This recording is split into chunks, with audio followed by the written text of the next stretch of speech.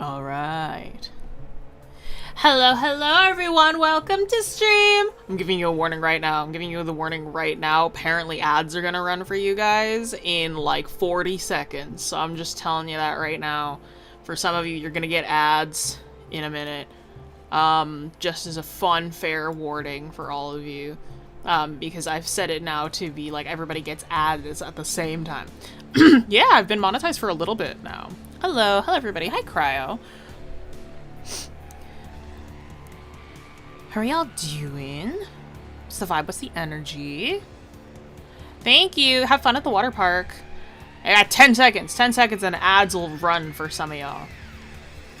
Yeah, there are ads as well. Yeah. Hello! Hello, my love. I won't skip for the content, right? Thank you. Oh, ads should be running. Ads, I believe, are running. Yep. Ads are running right now. Who was swept away by the ads and who stayed? We'll see. You didn't get one? Oh, okay.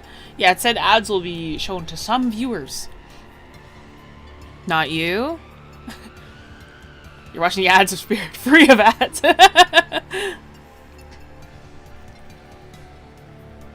Yeah, YouTube Premium users also don't get them. Yeah, true. So if you have YouTube Premium, you also just don't get them. And YouTube Premium members, I also get a cut of your stuff. So if you have Premium, that also helps me, which is also pretty cool. Want a break from the ads? It's so funny. Not me, but I'm evil and run uBlock. Don't tell anyone but same. Hello, everybody. Welcome in. How's your week been? How's the energy? How has it been since I've last spoken to you? Which was last Saturday. How have we been? Okay. I need to double check. I'm like, sometimes the chat behind my head doesn't work.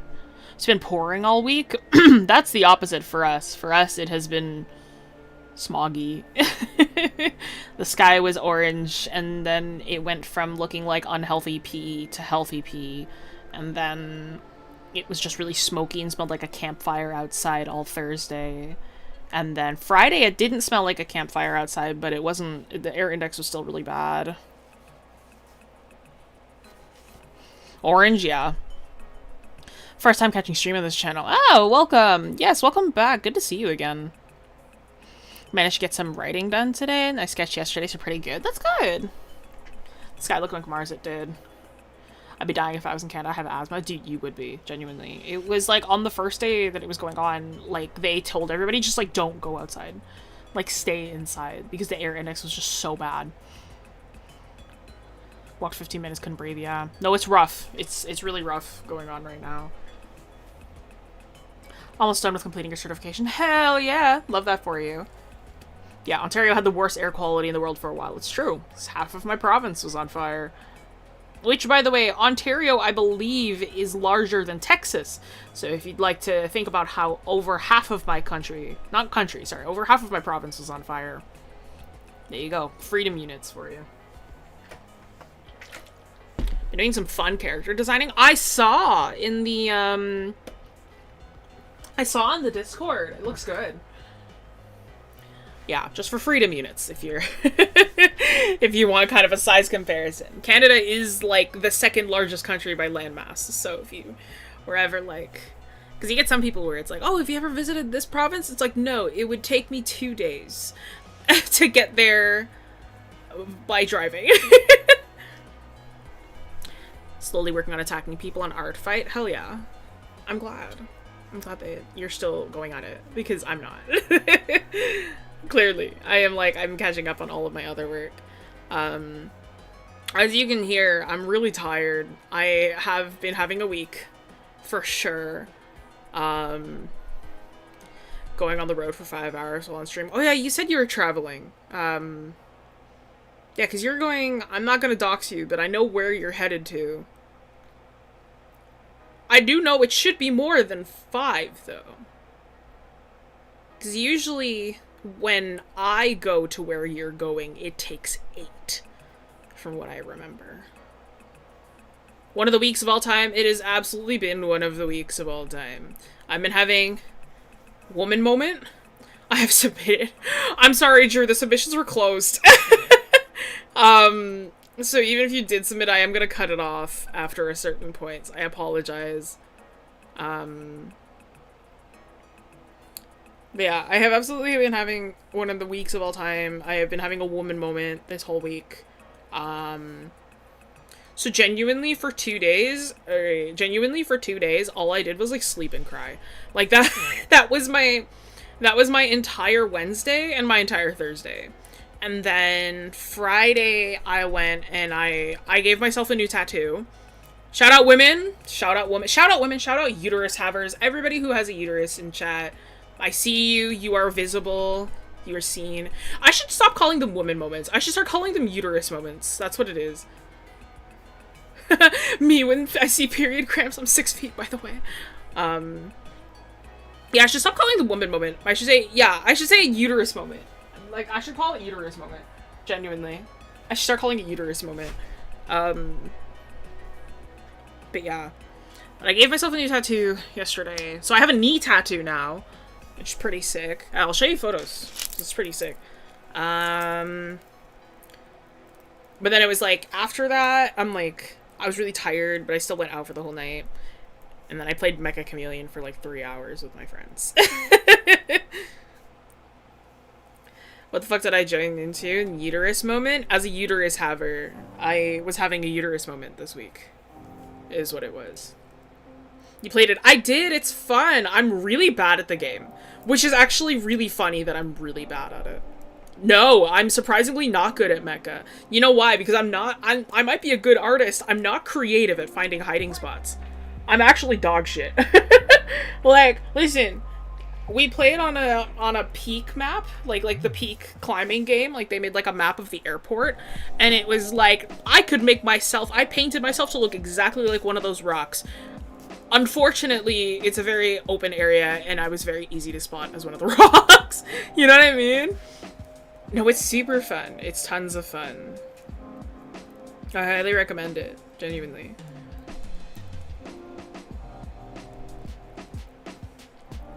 The painting map? No, I have not played the painting map. I love 𝘫𝘰𝘪𝘯𝘰𝘪. I was playing with Crow yesterday. I was playing with my fiance, and then friend of the channel, 𝘴𝘶𝘱𝘱𝘰𝘪, and then another friend of the channel, 𝘫𝘰𝘪𝘀𝘀, my DM and friend. Well, Kay wasn't playing, but he was watching us. One that's a museum with lots of paintings. Oh, that sounds like fun. Yeah. Hang on. Hang on. I want to show you guys my tattoo. I'm getting piercings done on Monday as well. Oh, wait. Okay, I'm so sorry. Before we start as well, because I want to chat for a little bit. I need to wake up. Want to get a PC so I can play games, but when I move into a bigger place, real and true.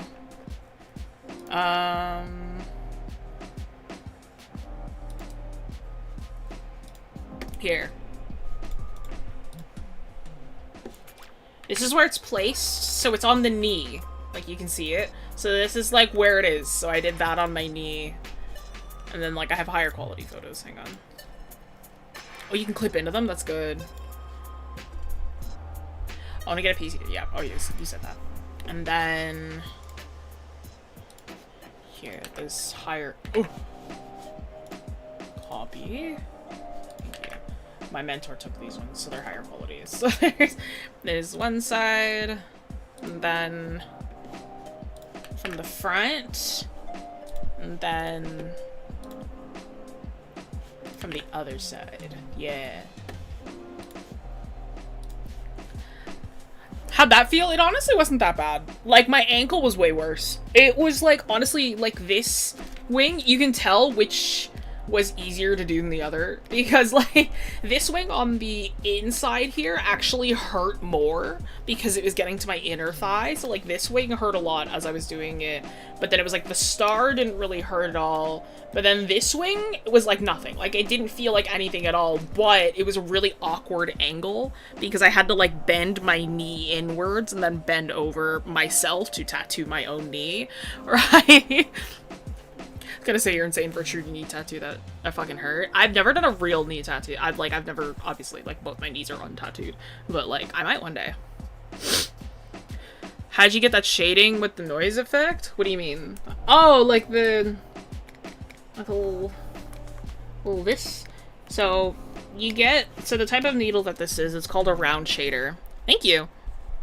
Put a smiley face on the knee, it'd be funny. At one point I was like, wouldn't it be really fucking funny if I just did a smiley face at the pad of my thumb? But I was like, I'm not gonna do that. Those kind of tattoos are horrible. I'm sorry! I literally keep forgetting. Did I tattoo yourself? Yeah, I'm a tattoo artist. I've been a tattoo apprentice since December, but I started tattooing people and myself in April is when I started like doing bodies. But yeah, so when you're doing shading in larger areas, you do, this is my second tattoo on myself. So the first tattoo that I did on myself was my inner ankle. Corn is on my ankle. Hi, Kay. Oh, speak of the devil. I was just speaking about Kay. Kay Meister in chat, friend of the channel, everybody. Kay was watching us play Mecha Chameleon yesterday, which she informed us is pronounced Mecha Chameleon. Drawn in a tattoo like Harold in the purple crayon. That's awesome. Oh my god, I keep interrupting myself. So when you're doing like shaded areas that are larger, you use either a mag or a round shader. So it's like the needles, so let's say it's like a 9, so you have 9 needles that are positioned kind of like this. This is what like a mag looks like, so they're flat and like you shade with that sort of shape. Cryolane, and Cryolane, friend of the channel as well. But like, so when you have shaders like that, they're sort of like shaped like this. So this one I used a 5 needle, 5 round shaders. So it was like 1, 2, 3, 1, 2, kind of like this. Then the pattern sort of looks like this. It's small, right? It's a very small like set of needles. You kind of brush it on almost. Screen tone tattoo. That's literally it. That's sort of how it is. It's like when you are shading and when you are like packing in color and stuff like that, it's like working with screen tones almost, because it's just a bunch of little dots, right? And you kind of have to work it in slowly. And like this wing is a lot better than this one, I'll say that. Like this one was way more complicated because it was like the pose that I was in to try and get that wing correct was rough. But yeah, I'm excited to see it heal because like the lines will get a little softer. I love using screen tones on traditional screen tones. I've never actually used traditional screen tones before.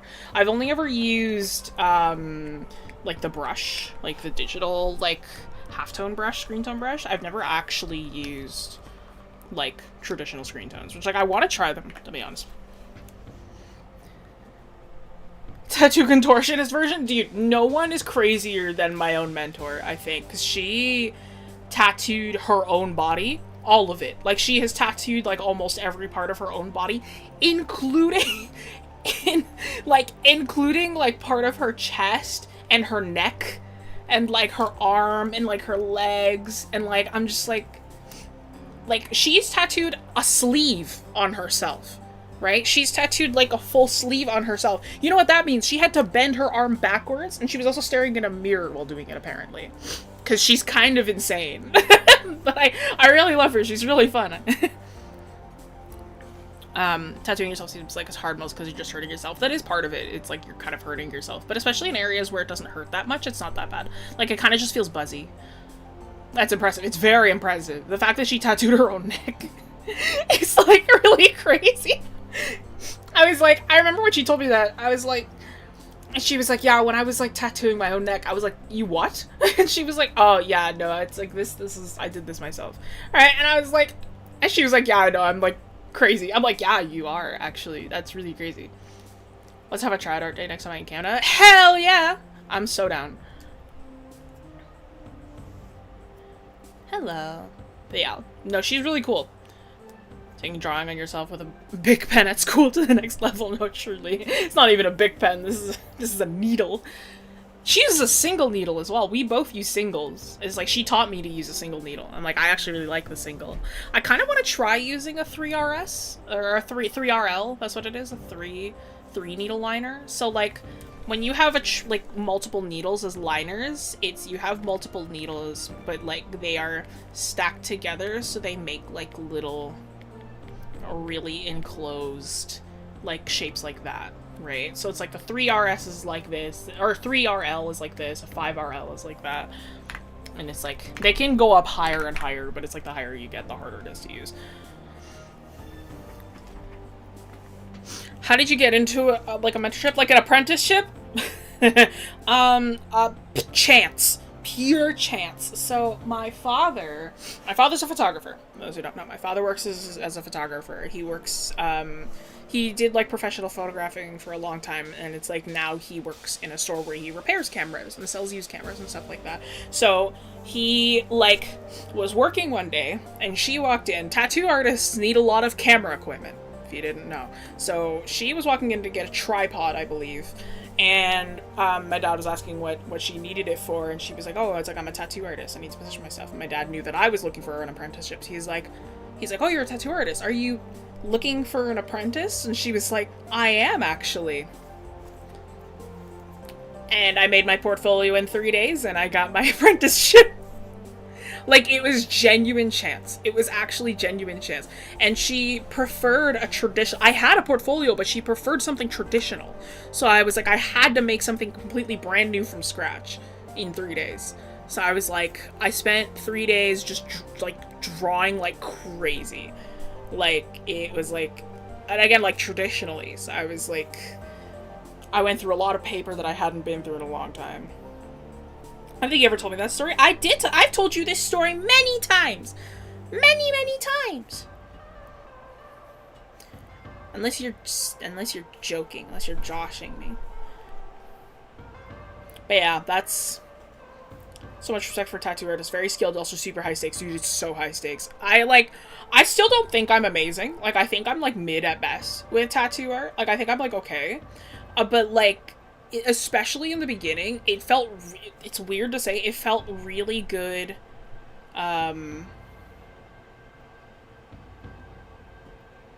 it felt really good to suck at something for a while. Like, it felt really good to, like, start to build a new skill and learn to get better at it, you know? Can we see it, or do you not have it anymore? I still have it. Like, I have the portfolio. Again, it's traditional. So I can't really... I don't really have... Like, I didn't scan it or anything. No, not that it was your dad that met her first. I did tell you this. I told you this many times. You forget. Goodness.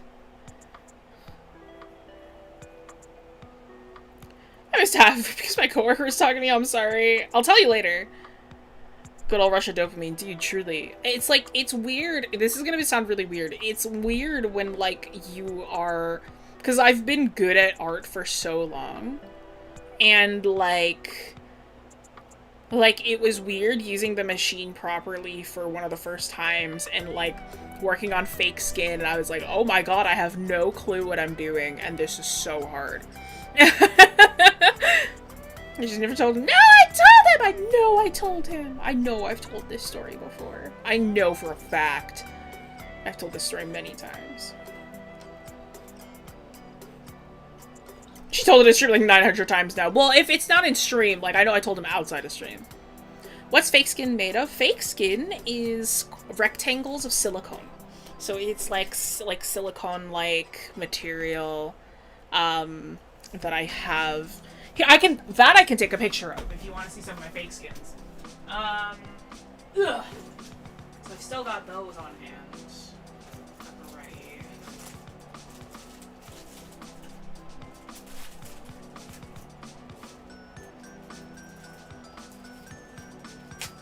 Where are my others? I know I have more somewhere here. Where did I put my skins?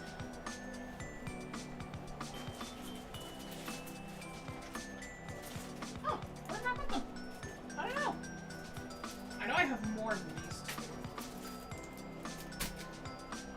Okay, genuinely, where can I put my skins? also, I bought new needles. I bought, like, these really high-end needles. And, like, you can feel the difference. That was also a fun learning curve, is it's like, you know when, like, you... It's like the thing that you can get and wear those with shoes for some reason. Not quite, no. Whoops, lost my skin. No, it's like... Here, I'll show you a red one that I did. For the hell of it. Or here, you know what, actually? Here, hang on.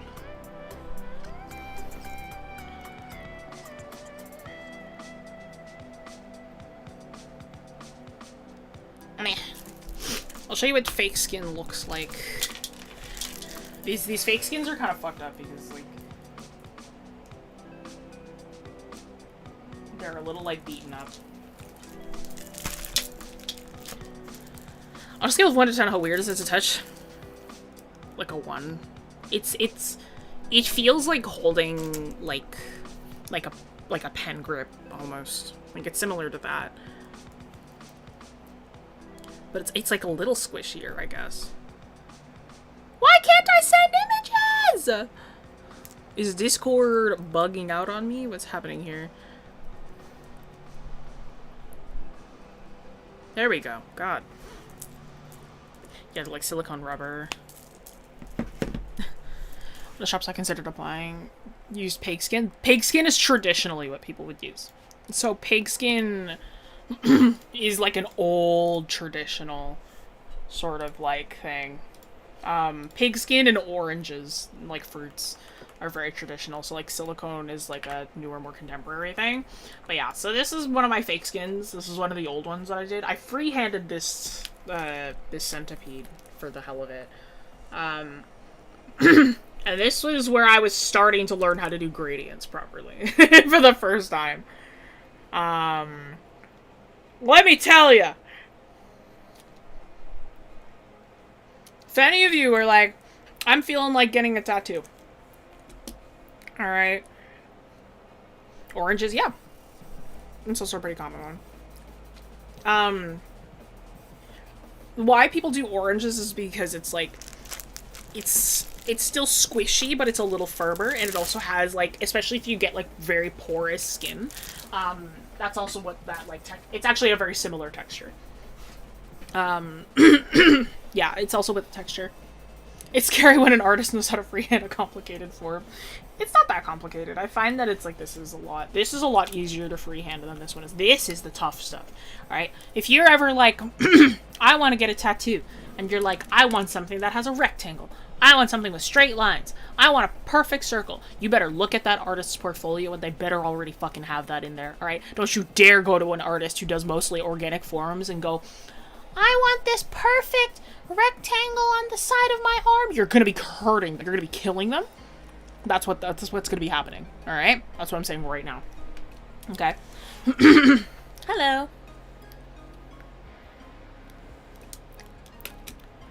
Now imagine animating something similar to that. I'm not an animator. I wouldn't know.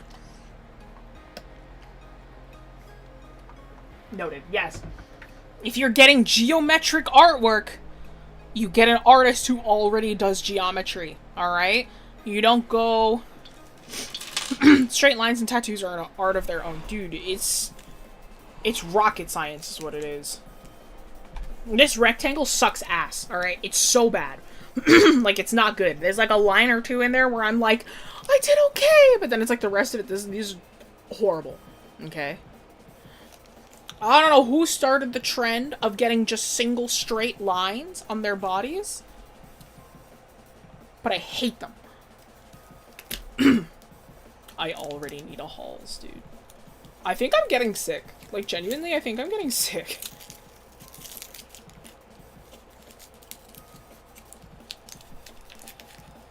Evil. It's truly evil. Inkmaster would have roasted me for my lines. Going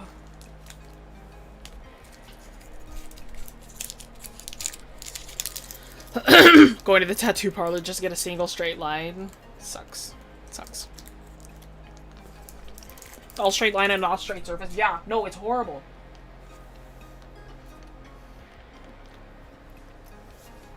Just use a ruler. No, you can't. You genuinely can't use a ruler. Okay. Okay, I'm a little more awake now. Let's do what we're doing today, which is continuing the critiques that I didn't get to last week. So we are going to continue with that. We still got... Oh my god, I'm so sorry.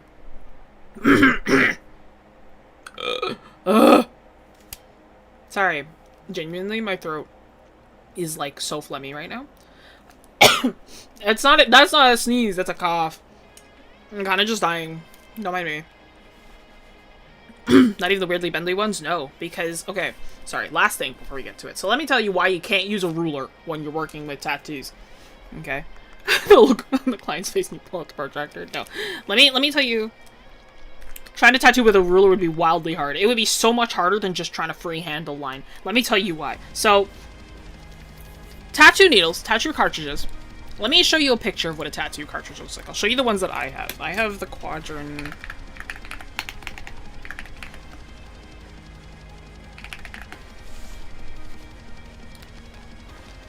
It's not because the skin moves. No, it's because of the shape of the material itself.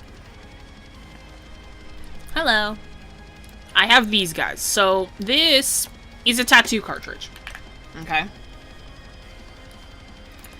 It's not even that the ruler moves, it's the actual form as well of the thing, right? So, usually when you're using a ruler with some kind of, like material, right? The ruler, you want to put the ruler right up against the thing that draws, right? So that, like, it stays perfectly straight. You can't do that with a needle, because the thing that draws is the needle, and the needle will move in and out really, really fast. So if you have the ruler right up against the needle here, it's not gonna work. The needle might hit the top of the ruler, might completely move out of place. It's not gonna work. It's not gonna happen. And it's like, again, like, this needle is really, really tiny. And it is, again, it's like, they say millimeters, because it's like, this isn't enough, like, it's not even close to an inch, the amount that goes out, right? It's like, you have to, like, they say it's, like, best to have your needle stick out at, like half a millimeter to a millimeter. Or you want half a millimeter in the skin, and then it might poke out to a millimeter. Like, out, you know? It's very, very small. It's a stabbing mechanism, yeah. So it's, because it's a stabbing mechanism, the ruler doesn't work, right? Sounds like a way to risk getting plastic in the skin in the worst cases. Yeah, 1000%. Tattoo artist streamer. Yeah, I do tattooing when I'm not drawing digitally. So I'm currently a tattoo apprentice, is what I'm also doing. But yeah. So anyway, so when you are doing straight lines, there are two ways that you can do it. You can either, like, stabilize your hand with your other hand and, like, do, like, the perfectly, like, straight all the way down. Like that. Like, that's one way you can do it. Or the way that's a little bit easier is if you do, like, this. Like a, what do you call it? Like you're etching, almost. So you kind of go back and forth with the hand. But even that's, like, not easy. Right? It's like you have to do, like, either one. Like, the second one is easier, but it's not easy, so. No, not chicken scratch. Chicken scratch is, like, doing like this. That's chicken scratch, right? This is just etching. So etching is a very common way that a lot of artists do line work, especially, like, if, like, the curve is really tough or, like, the line is really tough, right?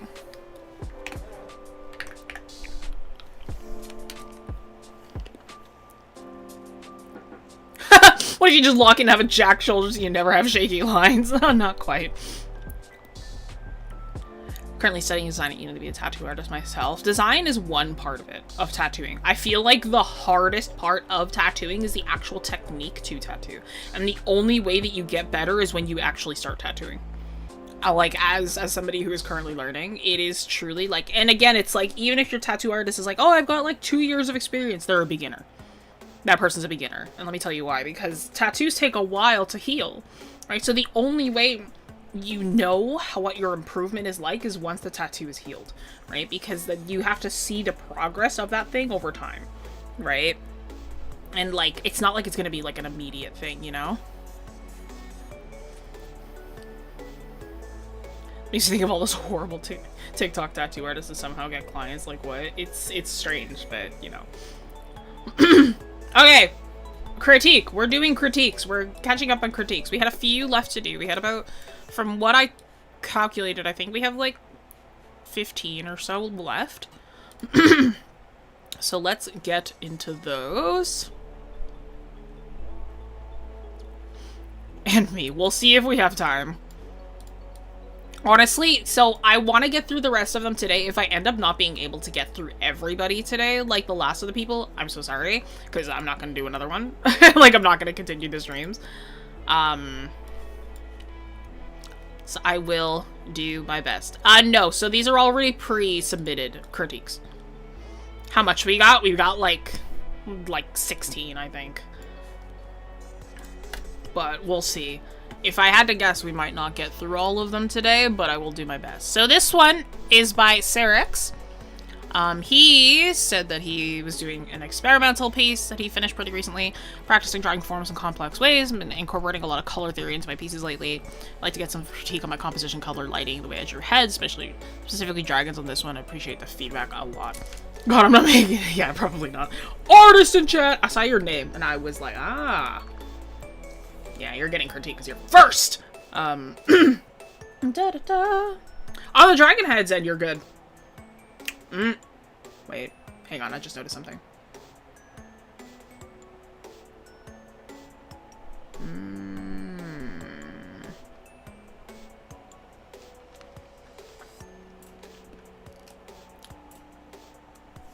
We're gonna do some magic here. Whoop. Okay. It's small and it's minor, but it is a thing, right? So, I don't know why I'm copying this. Is artist in chat. So, right here, right? When we have horns on the head, right? This is perfectly fine because it's straight from the front. And you should be using this as your reference for drawing the horns the next time, right? So when we have horns, what we have drawn in, it's like we want to think of the form of the head. Alright, we've got the snout. Connects here. Mandible in the back here. Right, we've got this going on. Right? Based on the placement of the horns here, we have them directly on either side of the temples. Right? So that means that one horn is going to connect here. The other one is going to be not quite so visible on the other side here. Right? So that means that the horn starting connection is going to be up here. Right? Based on the shape of the skull. And they're not going to be the same width here because this is a 3/4 angle. We are going to have the horns be a little compressed because of foreshortening. So they're going to be the same height. They're not going to be the same width. Because we have to think of them now at a different angle.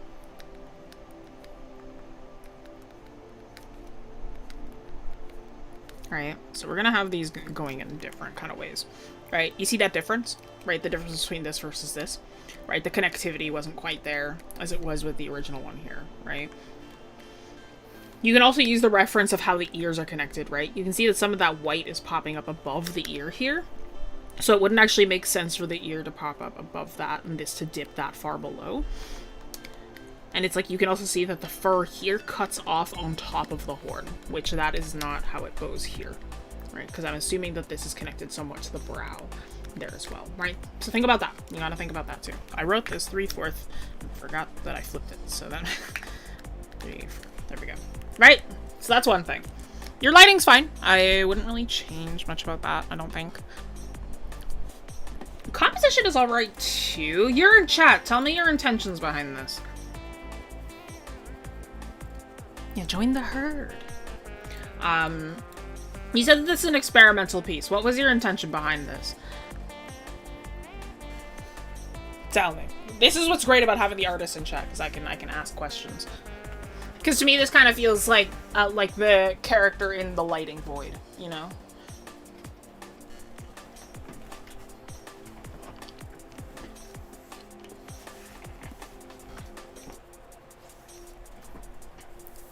I'm a bird, but part of the herd.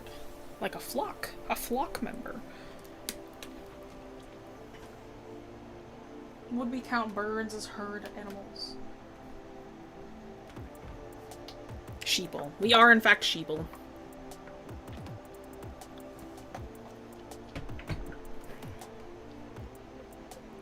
Mainly just an experimental piece, maybe trying to get more style as my pieces and whatnot. Oh, so it's like... Okay, so not experimental, but it is like... It's like a test piece. Like a test work.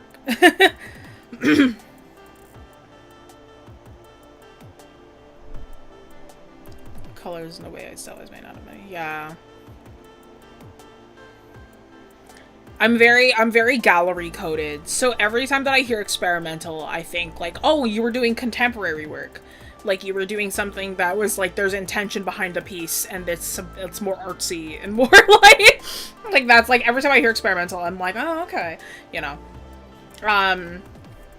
Okay, so you were just like testing stuff out. Fair enough. If you're just testing stuff out, then it's like, in terms of composition, like, it's fine. Like, it's not like you've done anything egregious, right? To me, it's like, this is just, like, very basic composition. You're like, oh, you just wanted to put your character in there twice, so you just filled the space. That's fine. Like, I don't really have anything to say about it because it's like, there's not really, like, a background to incorporate it into. It's like you did, like... I just pull up the prop here. Like, you got your characters on approximately the rule of third points. Like, there's nothing too crazy about that. You filled the space well enough. I personally, what I might have done, because you had, like, the character in there twice, I might have made this pose a full body instead, just to fill this space up here, because it's like, right now this feels like it's meant to be sort of a background piece, but it's not. But it's like, I might have, like, just made him full body here. It's like a secondary sort of like thing, right? Usually it's like when you have like the main sort of like pose thing going on and then you have like smaller sort of sets off to the side or whatever. It's like, and that kind of just helps fill in the space a little bit, but that's like, you don't have to do that. Again, it's like the composition's fine. You didn't really do anything egregious. It's just like, because there's no like background sort of. Yeah, because there's no sort of like background integration. It's just like, you know. It's just nothing like interesting is what it is, right? But that's also fine. It's like sometimes your backgrounds are not meant to be anything interesting anyway. It's like you just want to put in like a color and call it a day. But yeah, in terms of your lighting, I also think your lighting is fine. Yeah, like I don't really see... If you really want to try, because like... Right now, like, everything here kind of feels like if you want to try, like, maybe getting the step up for your shading, I'm like, this is very simple. Like, if you want to keep it simple, that's also totally fine. Another thing you could do is, like, I could see you starting here with it, but, like, let's get even crazier, right? It's, like, up your contrast even more, so then you can, like... really get some like textural difference in there.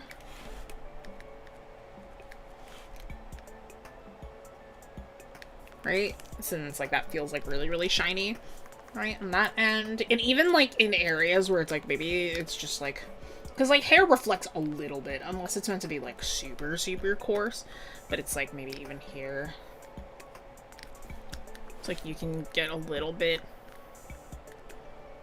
of texture going within the hair too, like a little bit of highlighting. It's like maybe just bump up your like what texture you want to use. Oh my god. Like maybe like bump up like the texture and like the reflectivity that you want within like each area. It's like depending on what you want. Usually I personally like to make horns a little shinier. Right? And it's like that kind of like bumps up your texture a little bit and gives, like, I feel like a lot of artists forget texture within like something that adds variety to a piece, because it's like now like things feel not quite so same. It's like now you have like visual differences between things that are going on. Same thing here. It's like another thing that you can do as well is you can also add in more occlusion shadows, stuff that is more based in so shadows that are based not in like cast and like the actual, what do you call it? The actual like light source, but like shadows that are there because of proximity of things to one another, right? And it like gives us a little bit of extra to those shadows too, right? It's very, very subtle. This one actually should probably be more like, oh, sorry. Right, and it adds just a smidge to that, right? It's like it gives like a smidge of difference, but it's like it's very, very subtle. But you can see how it gives a little extra to there. Like, you don't have to, but it is like an option, right?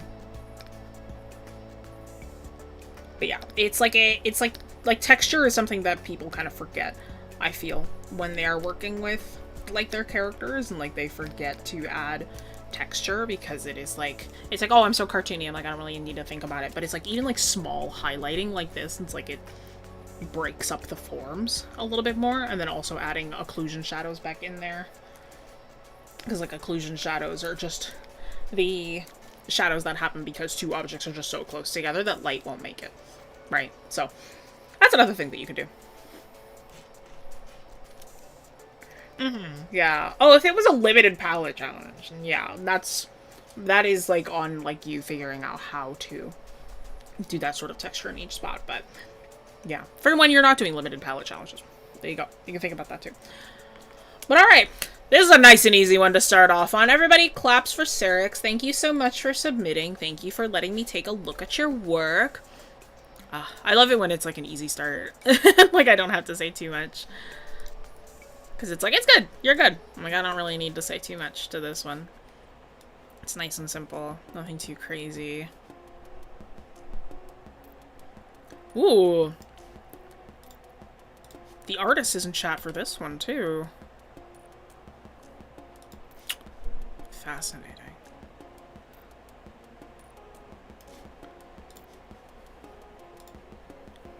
Yeah, of course. Hey, you know what? Even if your feedback wasn't too much,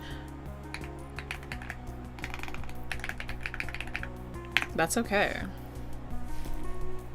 Usually, if you don't have too much feedback, then you're on the right track. More texturing next time, yeah. Honestly, the thing that I found helped me with texture the most was painting.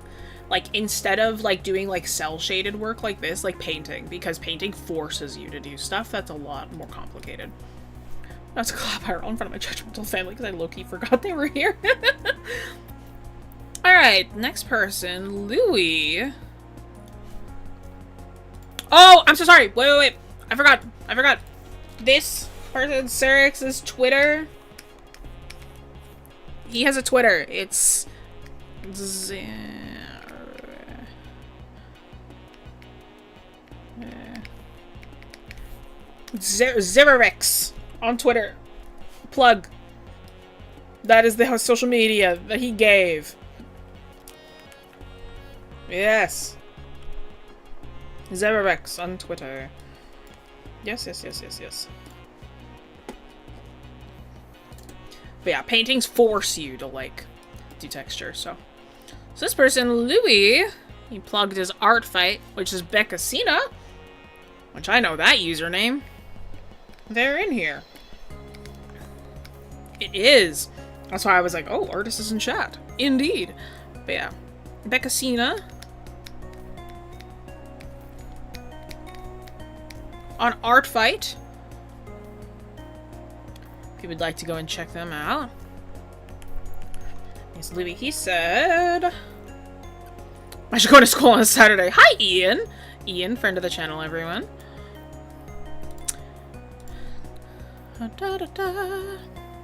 Louis said that they're unsure how to properly light everything while keeping that nighttime darkness and the sharp lights.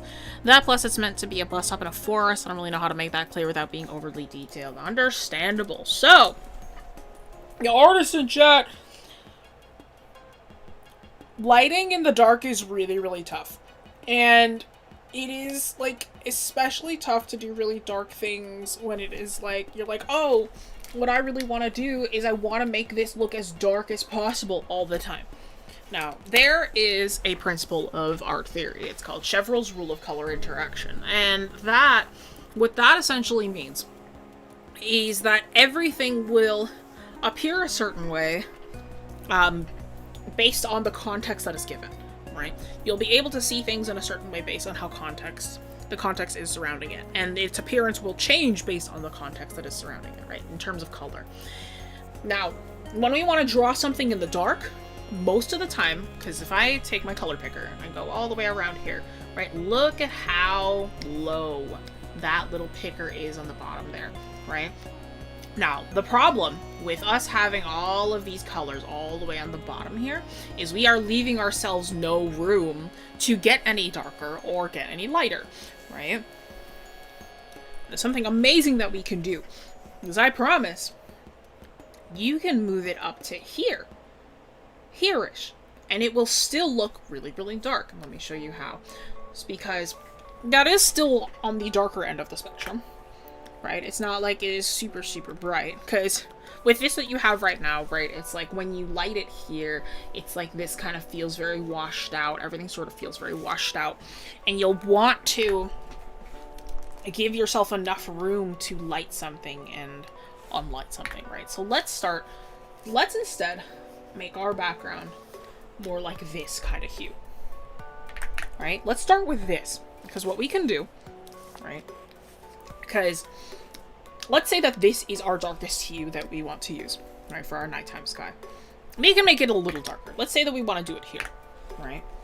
Everything that's going to be within here, we will understand as being in the dark, right?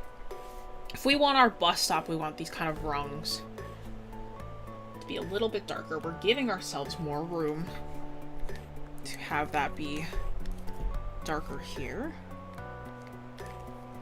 To which also, if this is your main subject here, this is very low on the bottom. We're not really looking at them much. It's like the first thing that we look at is this right here, right? We want to make sure that we're looking at our main subject first. So again, rule of thirds. It's like, let's think of composition. Really, really basic composition. We split this into a 3x3 grid. You want to put your main subject on one of these, right? A spotlight is a really easy, great way to do that.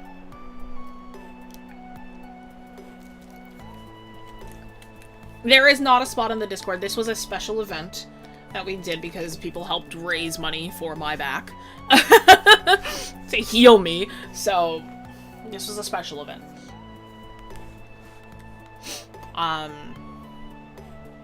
This is also difficult because the bus stop, usually again a bus shelter has like a solid thing on top. The light would not penetrate from up there.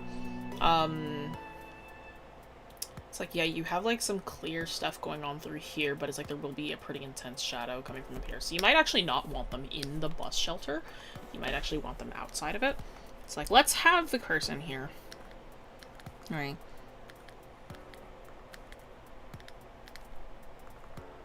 I'm just gonna slightly change your composition a little bit.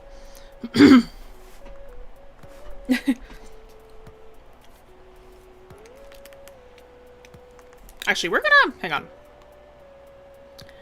We're struggling with figuring out how the straight line would cast. Well, next week I'm gonna be doing a thing on shadows, so... next video is about shadows. I'm trying to figure out how to teach this, because I feel like I haven't taught Chevreul's rule in a long time. Okay. Alright. What would you say was the intention? What was, like... so, this is a thing in art as well. It's called local value and, like, local hue. That's, like, what color they are, what color your subject is, what value your subject is, without any lighting applied. So, what does this character look like without any lighting applied? Can you describe them to me? Or did you not have that plan either? Which is also fine, I'll pick something.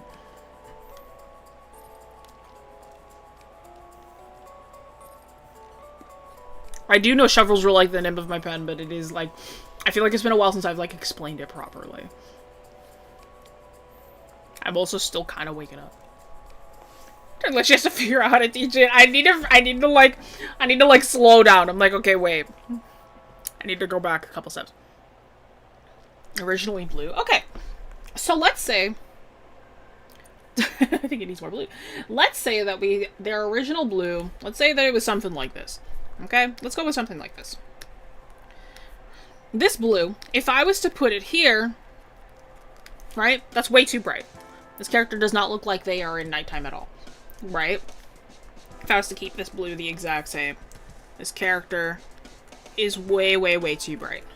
Right? Obviously. So what we have to do is first we have to make this character look like they are within the dark, right?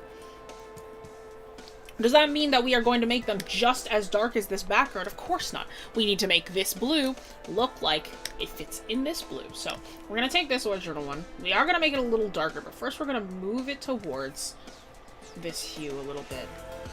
Darken it a little bit. Move it towards that value. Right? And check out how now, I can do this by eye. You don't always have to. You can just use a multiply layer if you need to. But check out how this now looks like this shade of blue within this shadow. Right? Check that out. Right? So that's putting our character sort of in another context. Right? You can do the same thing with a bus shelter. You can do the exact same thing. Let's put the bus shelter behind the character instead of them being in front. Like, let's say that the bus shelter is behind this person instead. Let's say that our bus shelter is like this lightly colored sort of this, and it's got like a kind of like a white roof, and it's like got like clear sort of walls going on, right? Like, let's say that this is what our bus shelter sort of looks like. Right, it's like glass, but like the box itself is like whitish, right? Again, we need to put this white within this space. And obviously, this is way too bright, right? We're looking at that, that's way too bright. Are we gonna just make it so it's the exact same color as the background? Of course not. We are going to adjust to the white to make it look like it matches within this blue. And white is nice and easy because it's like, you really just have to darken it within the hue that's already there. And again, you don't have to do it by eye. I can just do it by eye. But you don't have to. You can use a multiply layer. Let's put the bus shelter back here and pretend that this composition is okay.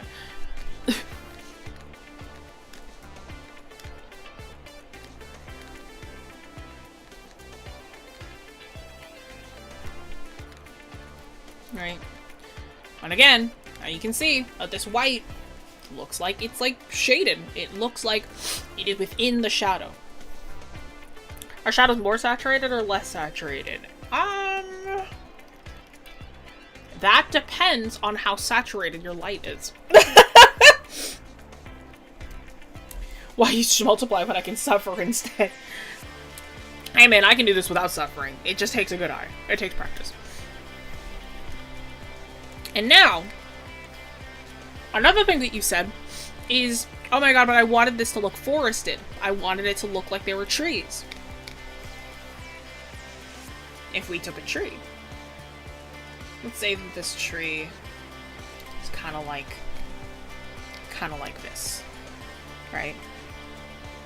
Let's do evergreens because nothing is scarier than an evergreen tree. Let's say that we have like an evergreen tree. The original color is like this.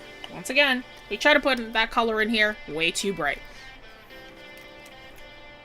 So once again, we move it towards blue, deepen it down a little bit. Yeah. And we can draw in our trees.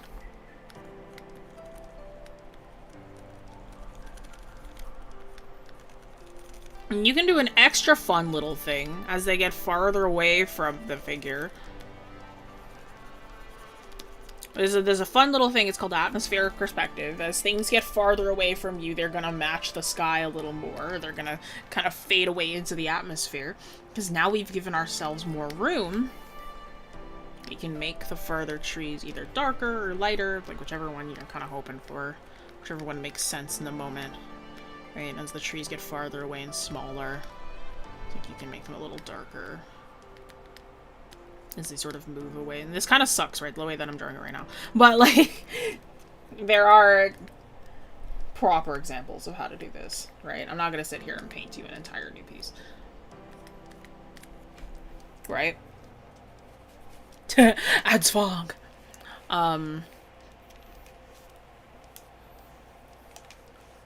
Everything's fucking orange too. But that's everything in the dark. How do we add light to it? Once again, we have to look to Chevreul's rule of color interaction. This is a bright yellow light that we have going on right now, right? And this is now the new color that we are working with. We want to add the light to this area, because what it looks like right here is that you didn't, what I assume you did, just based on how this looks, you either did a soft light layer or you just did this exact light yellow and turned down the opacity. One of those two, if I had to guess, right? Which is fine, but you might not get the intended effect that you want because you're just lighting the area, you're not actually lighting the subjects themselves, right? So let's start by lighting the subjects. And again, very similar to how we did the background, we want to think about how each of these figures, you could do color dodge. Color dodge is very strong though. Like I like using color dodge, but it could be very strong. You're completely correct, just lowered the opacity. I thought so, yeah, because it's just the way the lines reacted here, right? So, first of all, what we can do is if we think about this blue guy here, right, and we think about what their color was originally, it was like this. So we're getting somewhere close to this again as they're going under the light, but they're going to be a little more yellow. So we're going to move this blue over the green a little bit. Check that out. And what this is doing right now is it is making this blue guy look like he is under a yellow light. We're sort of warming up that original palette. I think we can imagine that our light source is coming from directly up here. Because again, you were just lighting the area, lowering the opacity. You weren't actually lighting the figures themselves. Again, we can do the same thing with the background here. This was originally white. We want it to get closer to this yellow. We can move it closer with the green. Lighten it, keep it nice and like that. Probably a little closer to that. There we go. As the light hits the top here. Like this. Right? And there's more nuance to it. You could also, like, say, I'm like, oh, there's gonna be light that's hitting the bottom of the trees. There's light that's gonna be here. There's gonna be light that's gonna be touching the glass, you know. There's a lot of nuance. Don't need to worry about that right now. And then, once we happen upon that, then we can create our spotlight here. And frankly, I recommend using a layer style. Like, especially for spotlights and stuff. Like, use a layer style. Let's see, where's our figure? Where's our mouse is this layer? Okay. So if we want our original yellow, light will also sort of like fade as we go downwards. So we don't want to keep it at the exact same all the way. And we can set this one to whichever one feels correct to you. To which for me, yeah, color dodge. And look at that. Isn't that neat? Huh?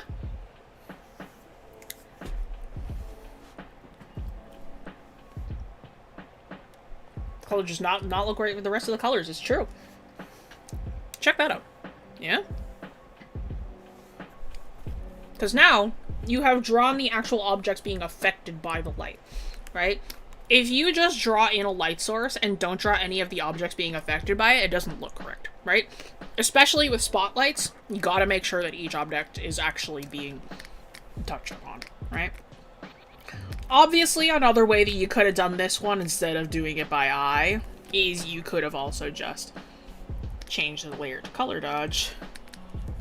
You could have also just used the same light type. I've done it like this too, if you really wanted to. This is the fast way, but I wanted to show you without the fast way, right? So this is a very bright sort of color dodge. If I just changed it and made it like slightly more desaturated, it's pretty damn close to what I did, right? It's not too different at all, right? It just depends on what you're doing. Pretty cool that I could do that by eye though, huh? But yeah, if you want to do it the fast way, use color dodge. Use it all with the same color and you can let the computer kind of handle it for you. But it is also good to do it by eye, right?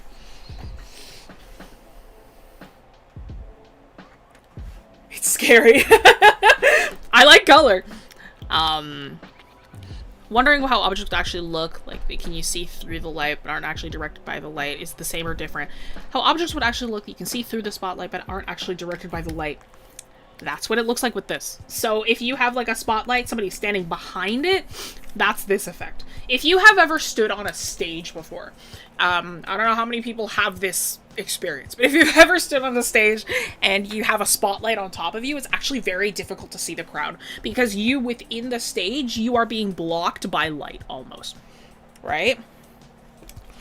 So that's sort of what's happening here, is this is what it would look like if the person was behind the light but not directly under it, right? So,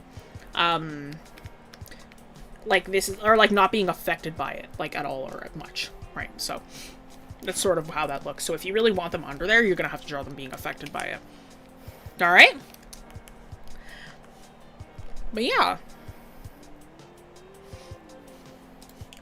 But yeah. Everybody! Claps for Louie. Thanks so much for submitting. Hopefully that helped. I'm sorry, like, color theory is really complicated. And there are a lot of steps to it. So hopefully that was at least a little helpful. Alright, hopefully that helped you out a little bit. If anything, look into it some more. Chevreul's rule of color interaction is really fun. I really, really like that one. It's a good principle for me. One of my favorites. Next person is named Bug. Incredible. My goat plushie is named Bug. Oop, is it ad time? Are people in ads? W name, so true. If it's ad time, I will pause. Ew! Ew, the entire background some shots is AI, gross. Okay, using Opera. Oh! It does. It does have a built-in ad blocker. Bug, Cricket's nickname. It is their nickname. It's the nickname their mother gave them. Their parents call them Bug. I learned that Kingsley also calls Cricket Bug. That broke me. I was like genuinely like I was so sad. It was like found a letter from Kingsley, found like one of his like journal entries, and it's like, I just want to hold my baby Bug again. Dude! Crying my eyes out. Papa Mobile won't skip the ads. Want a break from the ads?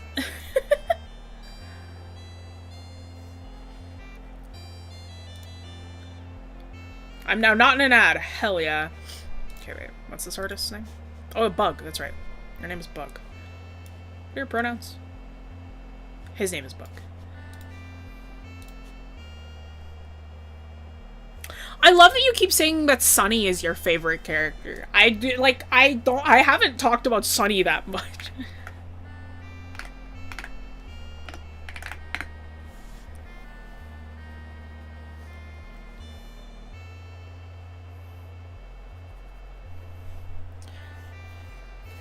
Oh, this is Loot Gremlin.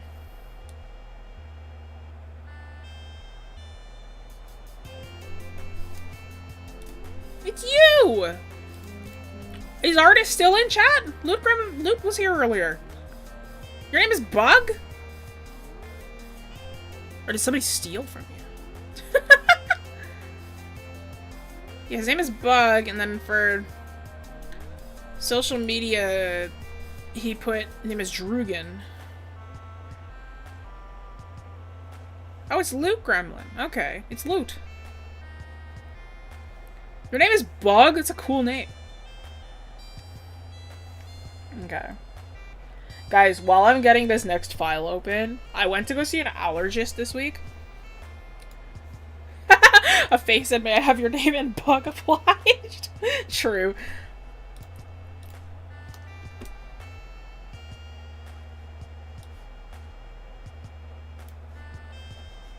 Guys, I went to an allergist, alright, because I went to the doctor, and the doctor was like, I mentioned to the doctor, I'm like, I think I'm... what was it? I was like, I think I'm allergic to peanuts, and she was like, well, do you want to go to an allergist and get that confirmed? I was like, sure. So we set up an appointment with the allergist, and I went in there, and he's this sassy old man. Like, he's very sassy. But if you've never been to an allergist appointment, essentially what they do is they get little droppers, and they put, like little spots of, like, liquid allergen onto your arm, and then they take like a little like needle thing and like puncture each one so the allergen goes into your skin. And like you have to sit there. I did it on my arms. Some people get it on their backs, which I cannot imagine getting it on your back. That must suck. But I did it on my arms, and it's like I have to sit there for 20 minutes with my hands like in the anatomical position, like palms up, so that the allergen seeps into my skin. And it was like my right arm was burning. Like, it was so bad. The itchiness was so awful. And then my left arm was like, okay. Like nothing happened there. Except for, like, one little spot. But I confirmed I am allergic to no food except for peanuts. I am, in fact, allergic to peanuts. I now have a doctor's referral to get an EpiPen. Kind of crazy. I am allergic to no animals. So, all animals are good with me. I'm chill with animals. There's no animals that I'm allergic to. And then I am allergic to almost every single type of tree pollen except for willow and maple. And then I am allergic to like almost every single type of grass. Except for like something called lamb's bracket, I believe is what it's called. Rip peanut butter. Do you know what's also crazy? Is it's like I'm allergic to nothing except the band-aid they put on. Oh, I'm not allergic to peanuts except I hate peanut butter. That's also my thing. I'm also kind of glad that I'm allergic to peanuts because it was developed as an adult. I have always hated peanuts. I've always hated nutty texture. I've always hated nutty flavors. I'm not allergic to any other type of nut, but I just don't like nutty flavors. So I can just be like, oh, I'm allergic to peanuts, and then nobody will have to push me anymore. They're like, oh, come on. It's like, you can try it again. I'm like, no, I hate peanuts. So I'm like, now I can just be like, I'm allergic, actually. Instead of being like, I'm pretty sure I'm allergic. Here, I'll get my actual list. So I am... In terms of tree pollens, unsubscribe, yeah, makes sense. I can officially say I can't touch grass, it's true. In terms of tree pollens, I am allergic to alder, birch, cedar, elm, mulberry, oak, and poplar. And then in terms of grass and weeds and stuff, I am allergic to bluegrass or June grass, red top, timothy, dandelion, English plantain, and ragweed.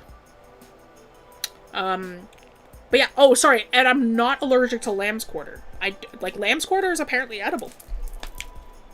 So, the secret is you could have just said you were allergic all along. And I did say that I was kind of allergic, but I'm like, I felt bad lying. Now I don't feel bad. Just lie, I don't like lying. Hello. I hate peanut butter too. I just don't like peanuts. Like, I think that they're gross. Lamb quarter. I could eat that. I could. Lamb is actually my, like, veal. Like, I love rack of lamb. It's like my favorite meat. I accidentally discovered I was allergic to nightshades while I was talking to a friend. Aren't nightshades just poisonous? Isn't that just actual poison?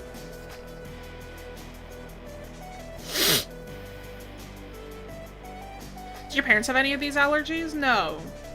Well, the pollen, yes. My father is allergic to pollens and things. In terms of peanuts, no. None of my family has peanut allergies, except for my little cousin, who also is allergic to peanuts. Tomato... Oh, nightshades are tomatoes! Oh. Oh, like the class, not like the deadly nightshade plant. Okay, understandable. I see. That's right. Oh, no, that's right. Baby, you would know this because of Viva Pinata, right? Yeah, fascinating, isn't it? But yeah, in terms of like haze and stuff, yeah, like my father is allergic to those. So we get allergies. I'm allergic to like all of spring. Spring comes around, I take an allergy pill and I'm good for the day. Like, as long as I have like a strong enough allergy pill, like nothing affects me. But it's like, if I don't, I'm a snotty sneezing mess, and it's awful and it's horrible. I was like, do you know how tomatoes make your gums tingle? And my friend was like, no, are you okay? That's how my friend's D&D character figured out that they were allergic to pears. It's like, oh, I hate pears. They make you, like, scratch and itch, and it's like, it feels like a burn's going down. And all the other characters are like, that's not what pears do. And he was like, really? And we're like, yeah, I think you're just allergic to pears. And that same player, Frey, if she shows up today, her character this time around in Cricket's campaign figured out that she was allergic to pineapple because she tried it in session, and she rolled a nat 1 for if she liked it or not, so she just canonized that she was allergic. It's just really funny. I hate spring. The tree pollen is too strong. Dude, it's strong because of climate change. It's so strong because of climate change. And that's true. I love that you viewed it as lying because you've never been diagnosed. I've also never been diagnosed as allergic to pollen, but I think we all know I am. Yeah, I know, but I feel bad. Okay, let's get to the next person.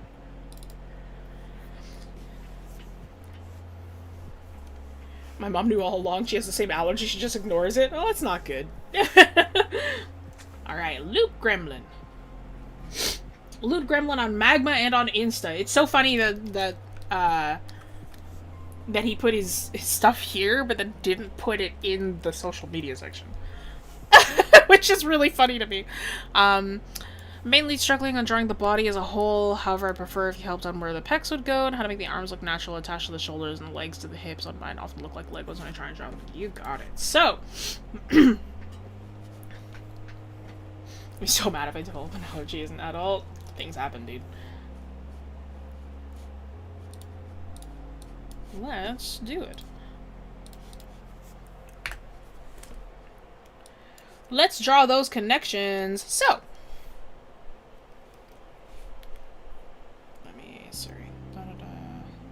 I should have done this first. Let's do this. This.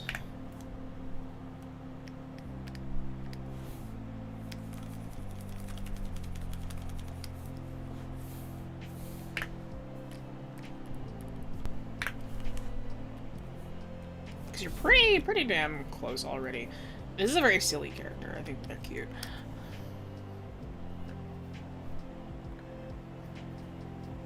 Oh, yeah. Bitsy's peanut allergy. That's good.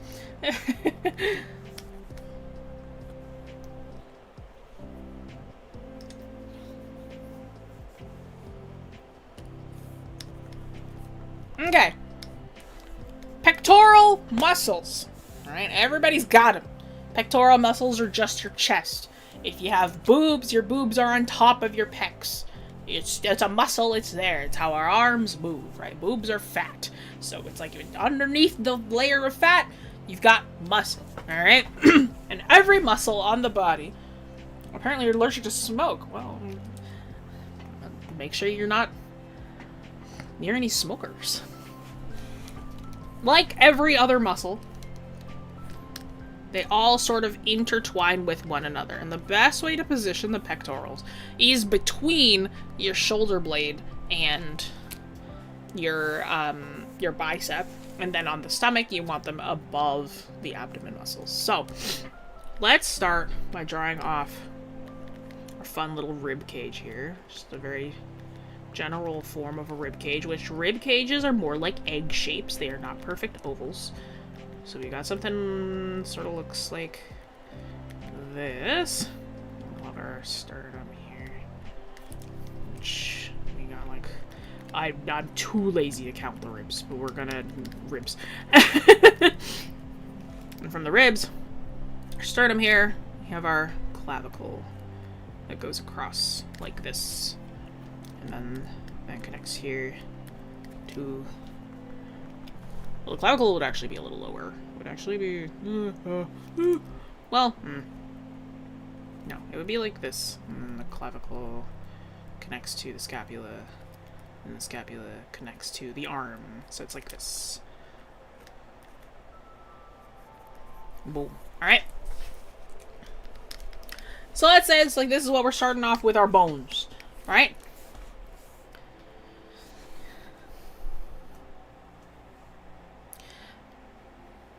There's no way to compliment people's chests in the same way you'd compliment muscles without it sounding weird, which is very sad to me. Now, as an adult woman, my favorite way to compliment somebody's chest, you only do this with people you know. Okay? You only do this with friends. And friends that you are close enough with. I'm gonna state that so fucking hard immediately. You only do this with friends and friends that you are close enough with. Okay? You can't just do this to anybody.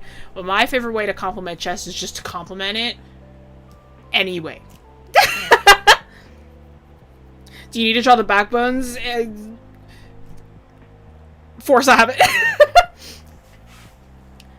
Dude, I love complimenting my friends' bodies. It's great. I also love complimenting bodies. I think everybody should compliment bodies more, frankly. Let's normalize it. Like, as human beings and as friends, I feel like we should be able to compliment how beautiful our friends are in many different ways. It's weird if you do it unprompted. It's weird if you do it to people that you don't know.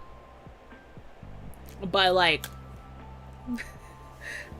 I have been given many different kinds of compliments, and I think that they're awesome and they're funny.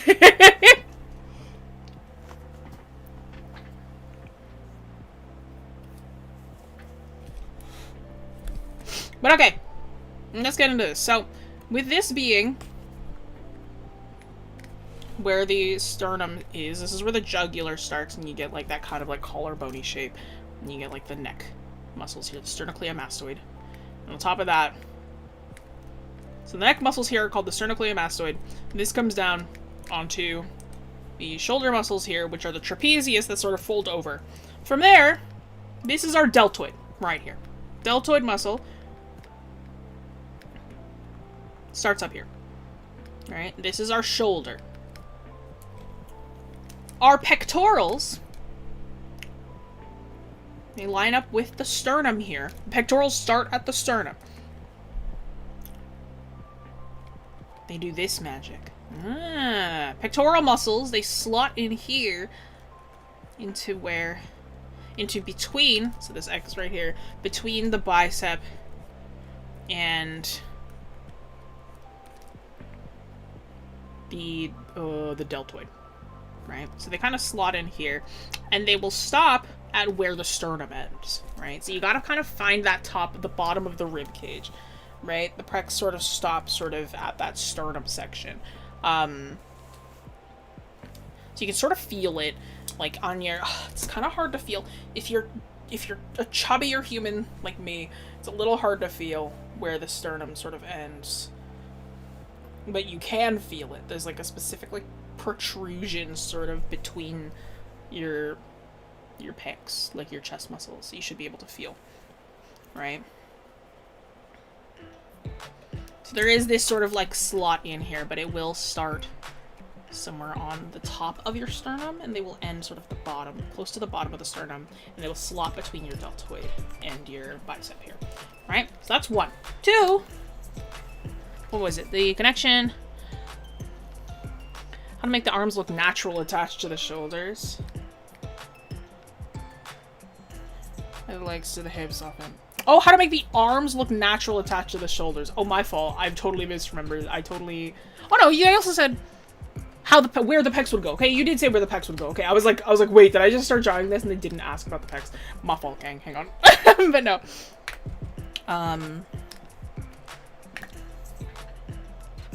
I love deltoids. Deltoids are so fun.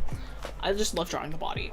To make them look natural when attached to the body is you just have to like remember that every part of the body again slots into each other, right? Every muscle that you have, even if the character is not very muscular, right? Every part of the body has like a smoothness to it, right? If you are using that same like rectangle, circle, you might want to swap to rib cage, right? You might want to swap to drawing in the rib cage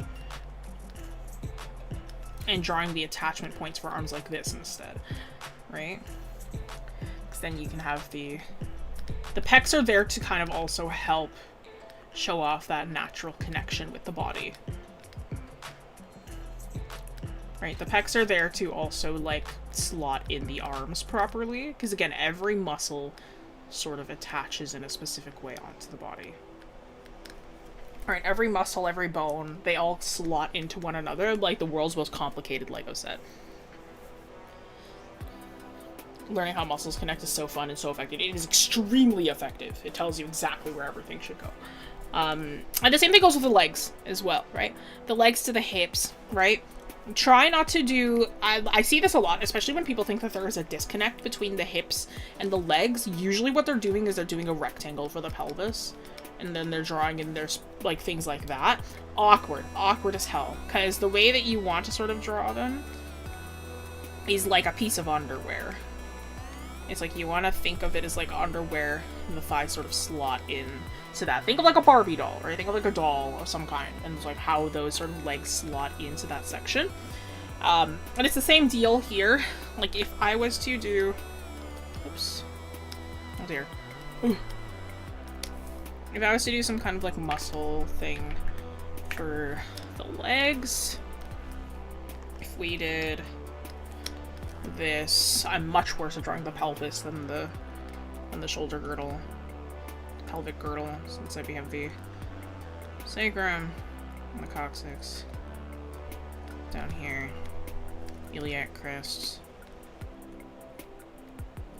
This kind of goes in down here, pubis, and then there's like a ball and socket joint here, and that connects the femurs, right?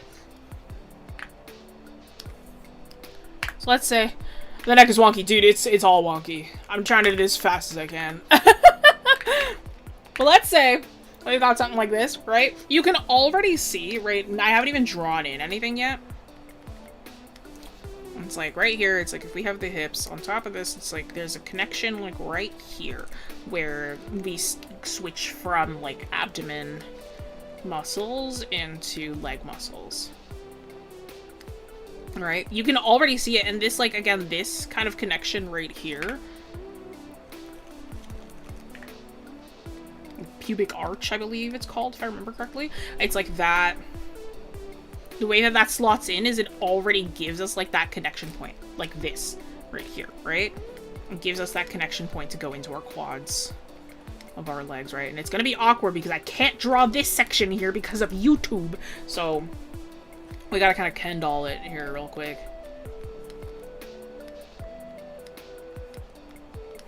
Right, but it's sort of like this.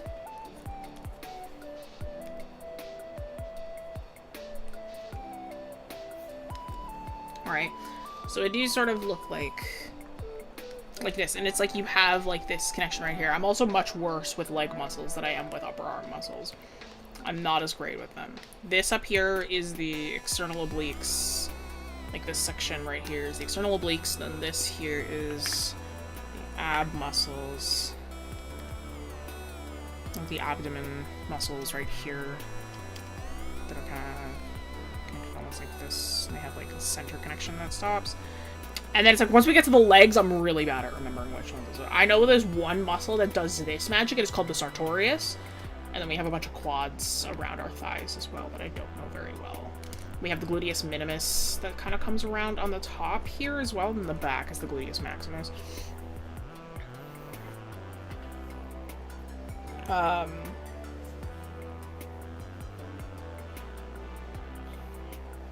Why does male pelvis have a dip in it, such as female pelvis have fat reserves around thighs, hips, and abdomen? The secret is that we all have that dip.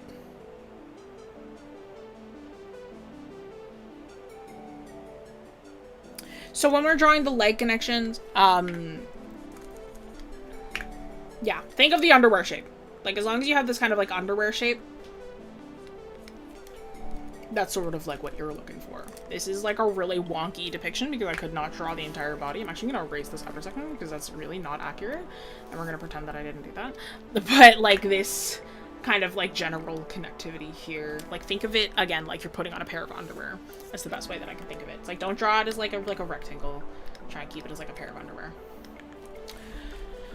But alright, everybody. Claps for Bug, or Loot, or wherever they are, wherever he is. Everybody, thank you so much.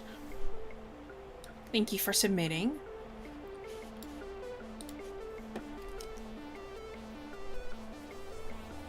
Thank you so much for submitting. Thank you for letting us take a look at your work.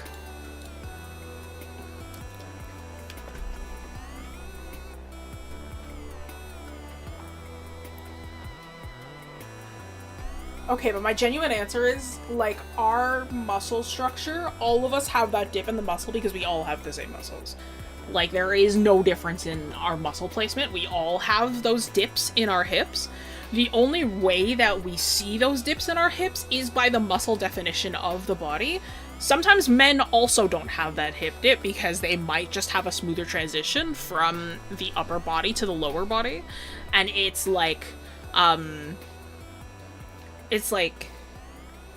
all it is just like how strong are your obliques and your gluteus, right? Because all that it is just a little dip between there because of the pubic arch that happens right here where there's like no muscle on it at all.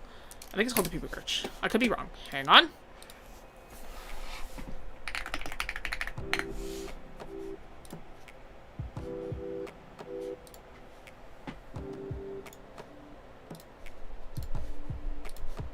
Oh my god.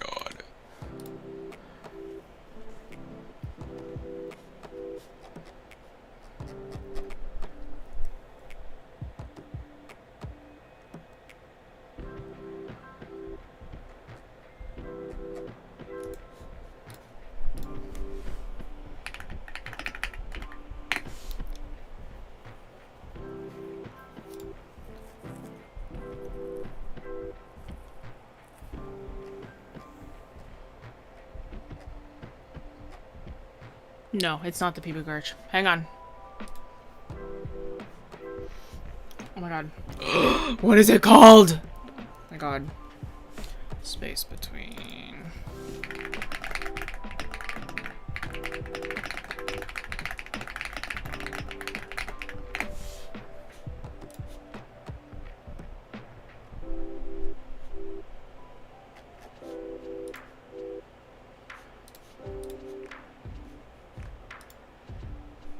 No!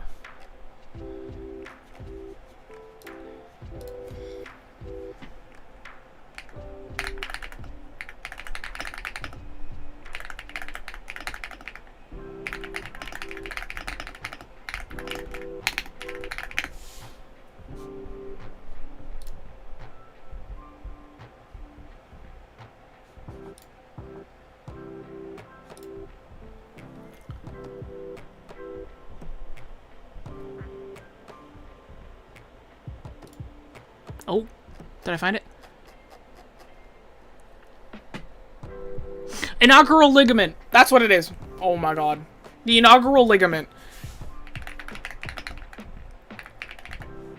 Oh no, inguinal ligament. Inguinal ligament. Inguinal ligament. The inguinal ligament is a space. It's this spot right here. The inguinal ligament. Right here. What this is, inguinal ligament, it connects... Yeah, I know.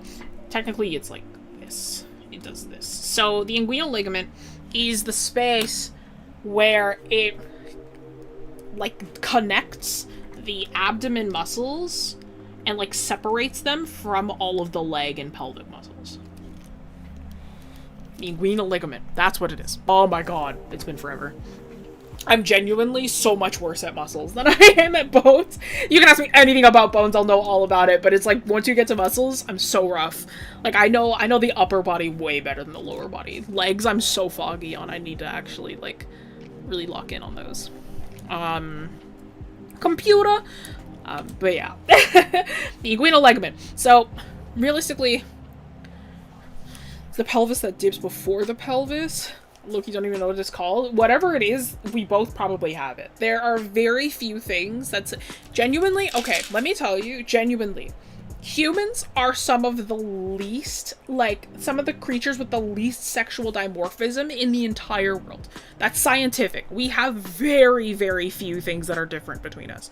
Like, us, but it's, like, because of society, they like to highlight those differences. So it makes us think that we're so much different than we actually are. Right? Look at, like, identical twins that are different genders. Right? They look almost exactly the same, even though they're born different sexes, right?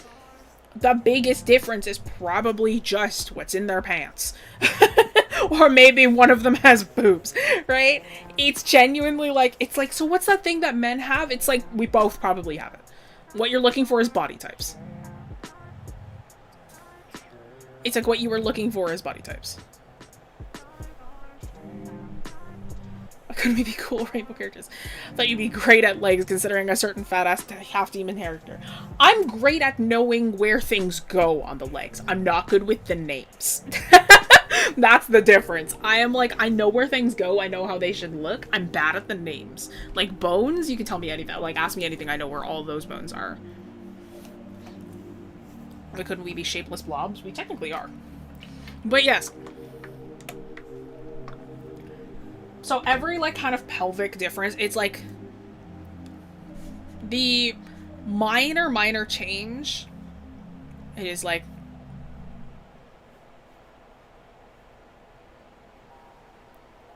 the minor change is, it's, like, if we are thinking, like, sex, it is, like, usually, feminine born at birth is, like, a wider pelvis for birth. That's usually about it. Like, it's usually about it, and then it's, like...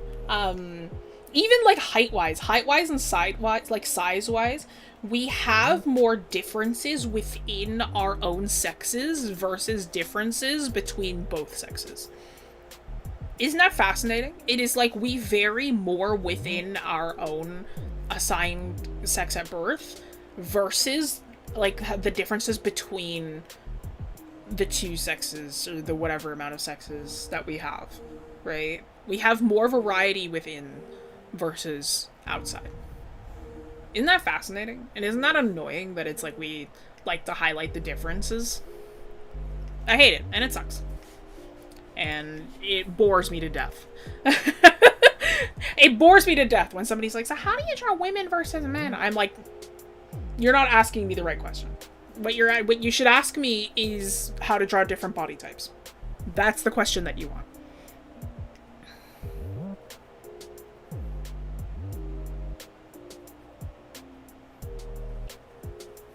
Identical twins. Oh, okay, my fault. Usually, though, I have seen those. Some fraternal twins are they look so alike, though. Like, again, even different genders, they look so similar. I knew these two, like, fraternal twins, and they were so identical. Like, they looked so alike. Again, even though they were two different, like, sexes at birth. It's just, they looked so similar. So similar to the point they shared each other's clothes. Like, it is just so, like... And even then, sometimes just regular siblings look so alike. Like, so similar. Like, sometimes you'll just have siblings that are, like, super similar to one another as well. Right? Sometimes you also just meet doppelgangers. Sometimes you just meet people who you look super alike in real life as well. Right? And it's, like... Again... It's, like, sometimes you're different genders, sometimes you're different sexes. It's, like, and you still look alike. You know? We are some of the least sexually dimorphic, like, things out there, right? We are some of the least sexually dimorphic animals on this planet. However, we are very different from one another as a species, not via gender, right? We have more difference, like, within our own kind of categories versus difference with each other. Is that transgender or binary? Who cares? Nobody gives a shit. It's the same. We're the same. Next time I'm hit with dysphoria outside of my chest, I'll tell myself what feminine trait. It's all unisex. It's all unisex. It genuinely is. It genuinely is. Only men have hip dips. Fuck, brother. That was a a women-born insecurity.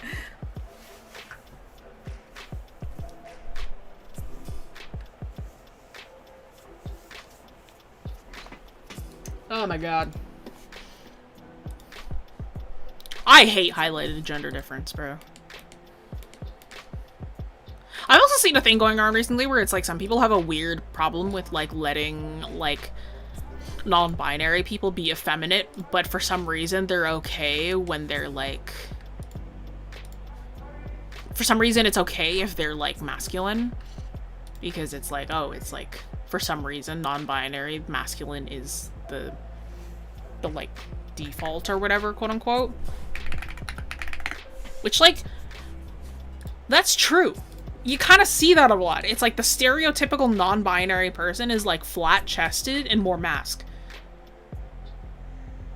You ever think about that?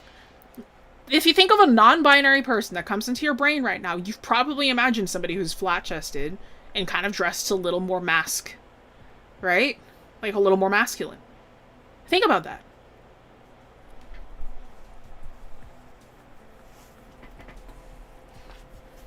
Isn't that interesting? Most unisex clothes look masked because it's seen as a default. 1000%.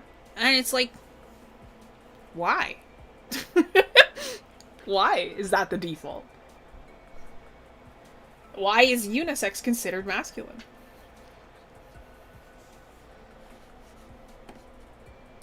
Isn't that weird?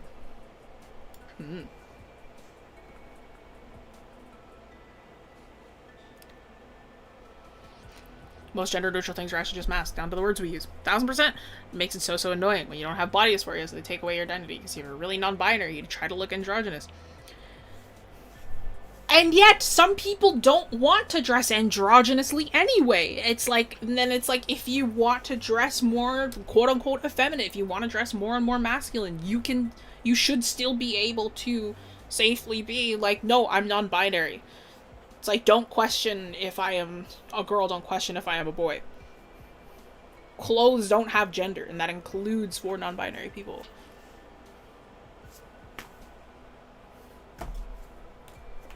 You know?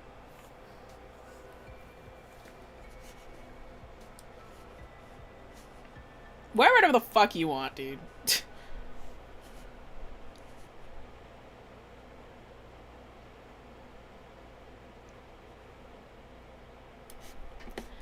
Alright, next person we got going on here.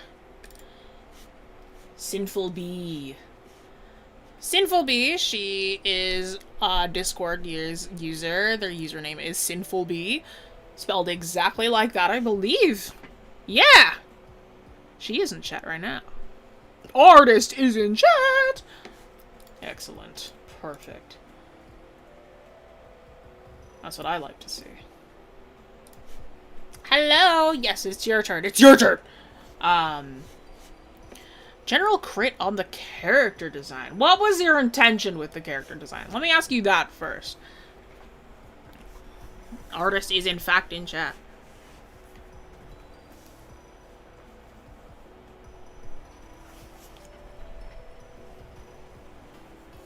Tell me your intention with this design. Because these are important things that we must consider when it comes to character design. You know? Tell me your intention. Tell me about the character. Who is this?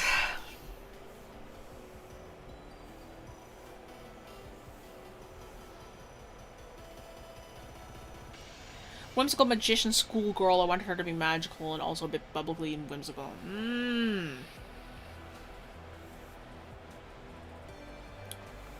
Schoolgirl. Does the school have a uniform? If we're thinking in fantastical terms, usually schools have uniforms. If not, just like school colors.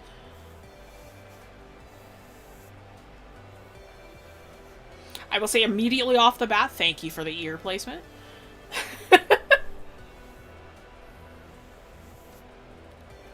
It doesn't? Okay.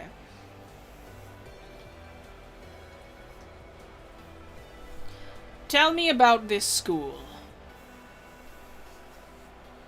She seems adult. She seems of adult age. So is this an adult school, or is it for younger individuals, or for teens? This is absolutely not a child. If you tell me they're under the age of 15, that's gonna be your immediate strike. So I'm like, this is not a 15-year-old.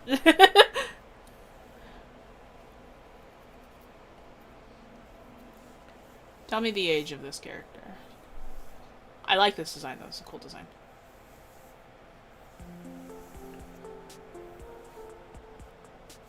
School for all people magicals. Akin to college, because people who weren't born with magic learn magic. Technically 19. Technically 19. Oh, my favorite. Technically ages.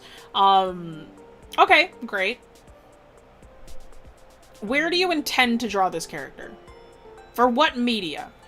Is this going to be like an RPG character where you're mostly just going to be playing as them? Is this going to be for a comic? Is this just going to be for single illustrations? Well, she's 116. Sick.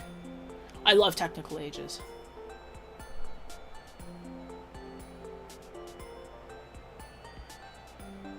RPG character, okay.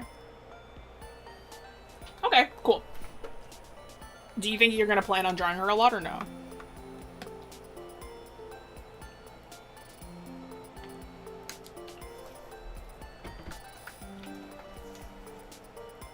Probably. There we go. So, one thing then that I would say, I would personally try and simplify down this hair and these legs a little bit. Just a little. Because if you're going to be drawing this over and over, it's going to piss you off. I promise you right now, it's going to piss you off. Because if you're going to be drawing this character over and over and over, and it's like you have all these like constant like changing colors and everything, and it's like you have to worry about that, it's gonna piss you off. I promise you. So we can simplify it down, but not by much. You can make this a lot easier on yourself just by making it one gradient instead of a bunch of stripes. And it might also organize the colors a little bit more and like section them off a little bit better, sort of like the way that you have the outfit on right now. So if we... how am I gonna do this? If we...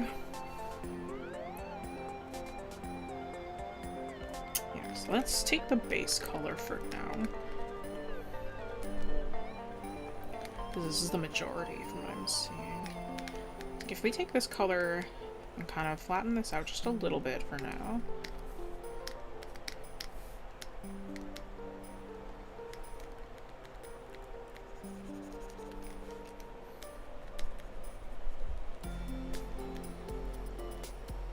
Yeah, I promise you, it's gonna bother the shit out of you, alright? I kind of wanted Lonnie's hair to be a little more complicated, then I thought about it for a second, and I was like, you know what? I don't actually. I don't think I want Lonnie's hair to be a little more complicated.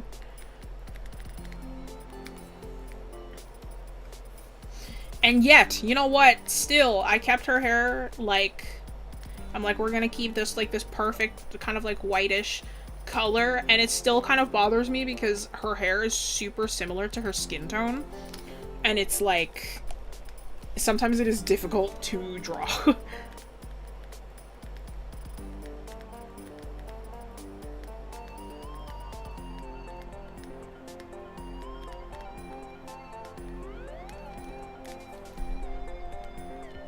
Yeah, because like usually as well it helps with silhouetting when the colors are a little more organized on a character.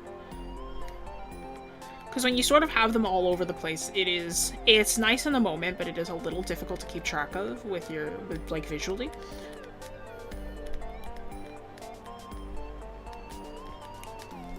So I'm not saying that you should get rid of any of the color that you have, I'm just saying you should maybe position it a little different. Right, so let's keep this sort of like majority color going on here.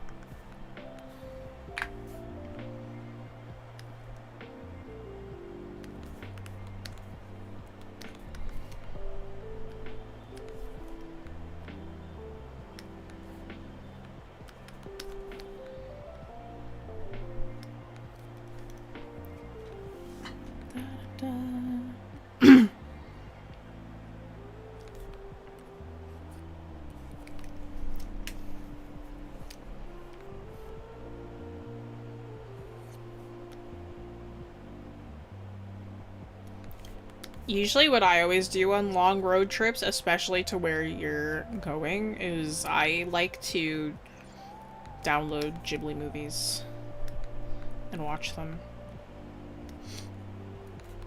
I marathon Ghiblis that I haven't seen before. But I've almost run out of Ghiblis.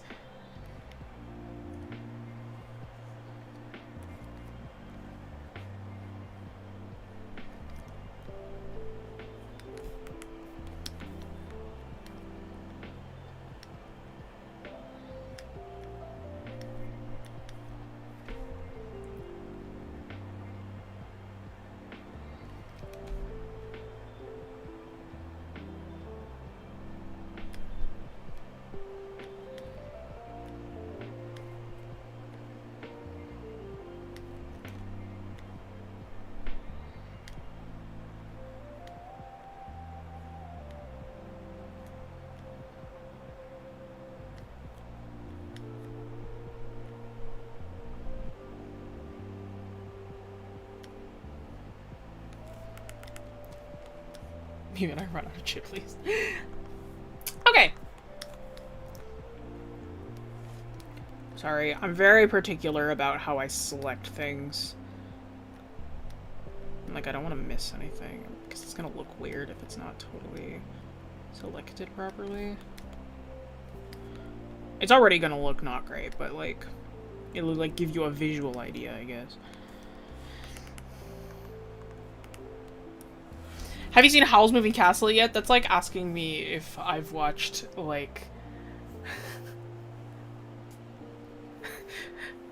what do I even say? Like, it's like asking me if I watched Star Wars. That is like the Star Wars of Ghibli's. Like, when I say I have not seen, or I am running out of Ghibli's, I mean I am running out of Ghibli movies that I have not watched. Like, I have seen all of the big ones. For Howl's, my favorite character was, what's his name? Markle. I really liked Markle. I really liked, Witch of the Waste is good, too. I do think I really love Sophie. The Turnip Prince.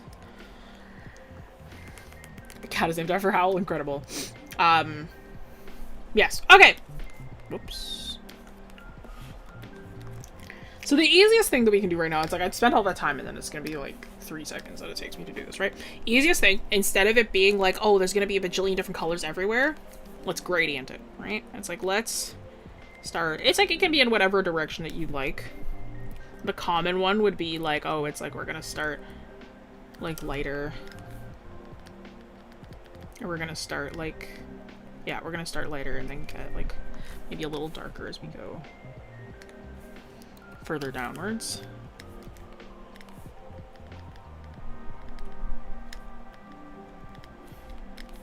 As we get to our extremities, right? It's like something like that. It organizes, it focuses us. It also helps focus on the face a little bit more. You can also do a little bit on the bangs as well if you'd like. Like, I like doing that because it's facial framing, right? So then it's like having it a little bit here as well.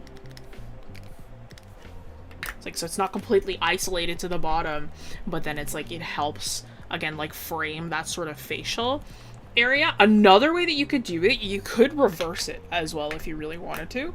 It's like you could instead have it where like we start with the red up here. It's all up to you. We could start with the red up here and then move downwards, because then that kind of creates sort of like a fiery look almost. It's a lot more striking for sure to start with the red up top. It's like the other is a little more gentle.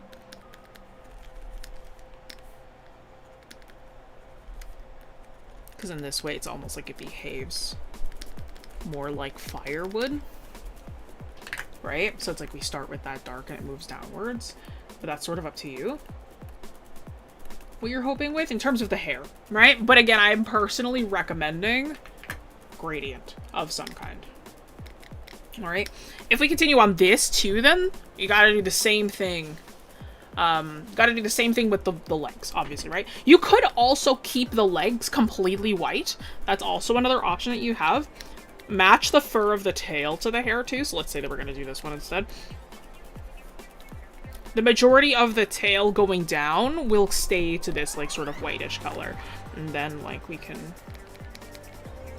do this sort of thing. Because remember, it's like the fur of the tail, this is just more hair, right? Like, this is just more hair. It's like, obviously they can dye it and whatever, but, like, all that this is just more hair, right? And you want to match it to what's up top here. And again, it's like, you can also do that with the, like, I personally wouldn't recommend doing it to the entire legs. Like, you can maybe do it so where it's like the pink maybe goes down, but it's like doing that full gradient might be a bit too much for the entire legs. What I might do though is instead, like, again, like, have the back fur here. And again, it is still visually striking, it's just more organized now. It's like, we can use, remember that gradients are also a part of leading lines, right? Color is also a way to add leading lines to a design. And by sticking to extremities, what it is doing is it is giving those extremities a little more visual weighting, so the weight feels more balanced throughout the entire body. Right? You can feel that difference, right? With, like, this versus this, right? It's like you can almost feel the weighting difference of the hair. It's like it feels a little more boring than, like, having it like this, but it is more balanced visually, right? It's like it feels like it is balancing out a little bit more, you know?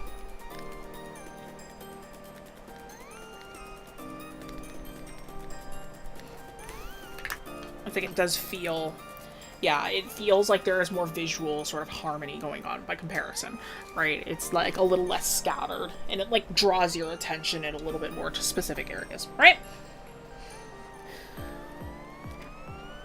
Alright. Everybody claps for Sinful Bee. Thank you so much for submitting. Thank you for letting me take a look at your work. Thank you for letting us take a look, take a gander.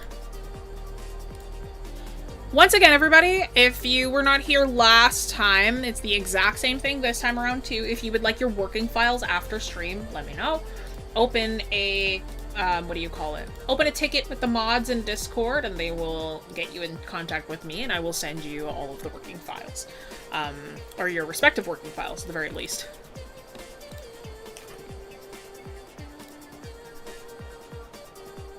Yeah, of course. Chris Red. He was here, but he's at the water park. Yes, the Ask a Mod channel in the Discord.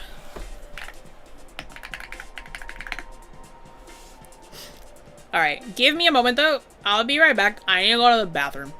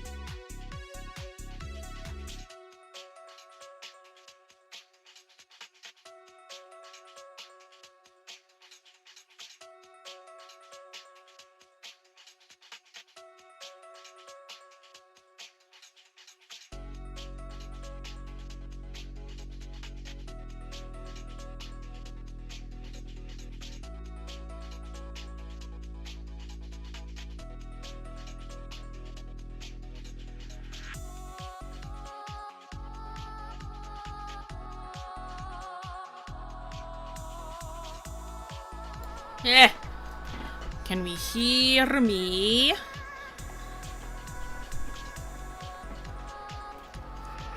I have sound. Yeah? Alright. Excellent. Wonderful, wonderful. You are heard. Ha! Heard! Excellent.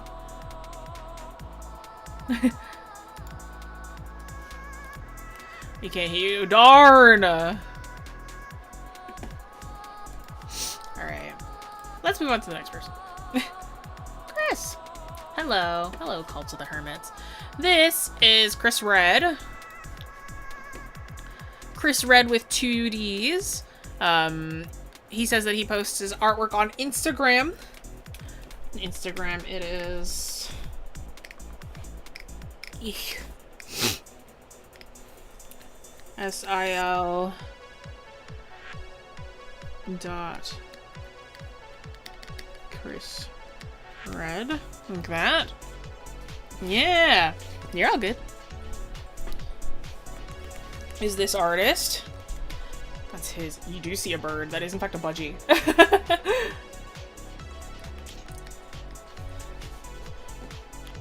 This is his artwork. They say that this is a drawing for a friend's D&D one-shot character. Not really think about lighting or shading in particular too hard. Kind of went for the coloring. While the piece draws eye to the sharp bit of the scythe as intended, nothing else is intentional. I've already thought out. The background is incredibly basic. I'd like to know how to make it feel more like a piece rather than just a character PNG slapped on another PNG of a forest. Gotcha. First of all, my immediate thought with this one, right, wasn't the background itself.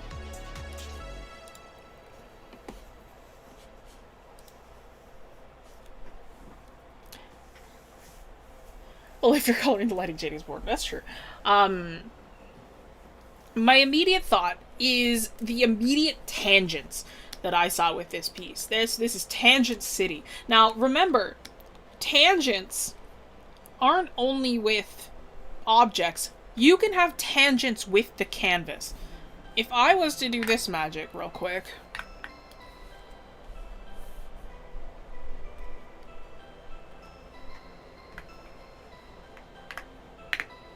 You see how the edges of the character completely touch this border. You don't want to do that. If your character's extremities are just touching the very, very edges of the canvas, they're too close to the edge of the canvas, right? You really don't want to do that because that makes it feel really, really tense and like that you didn't put any thought into how the character was actually placed on the canvas itself. So first things first, you're gonna really want to, like, change that up. So let's do that really quickly.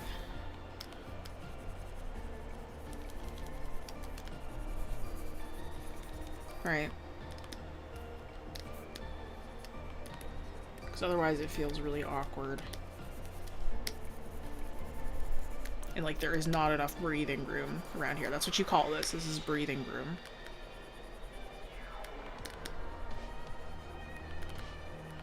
And if there isn't enough of it, then it feels like the character and the scene is getting choked out. Alright, so if you are intending to do some kind of background, like, you really don't want to choke out your characters.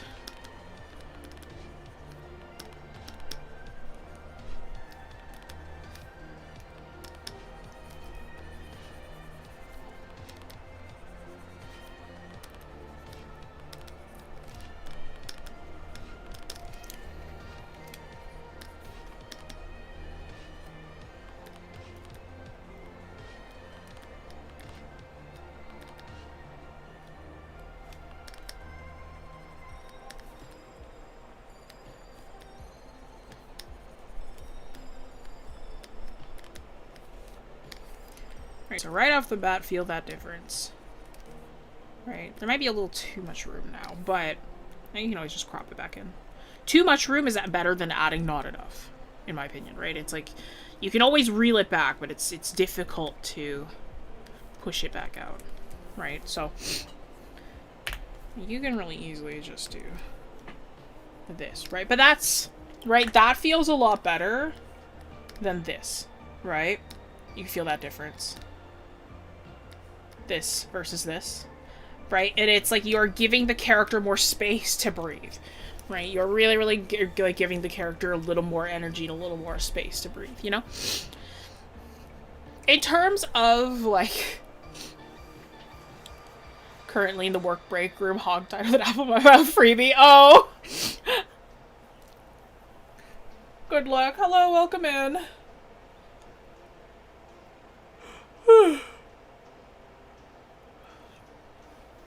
You can free yourself. Break free from the break room.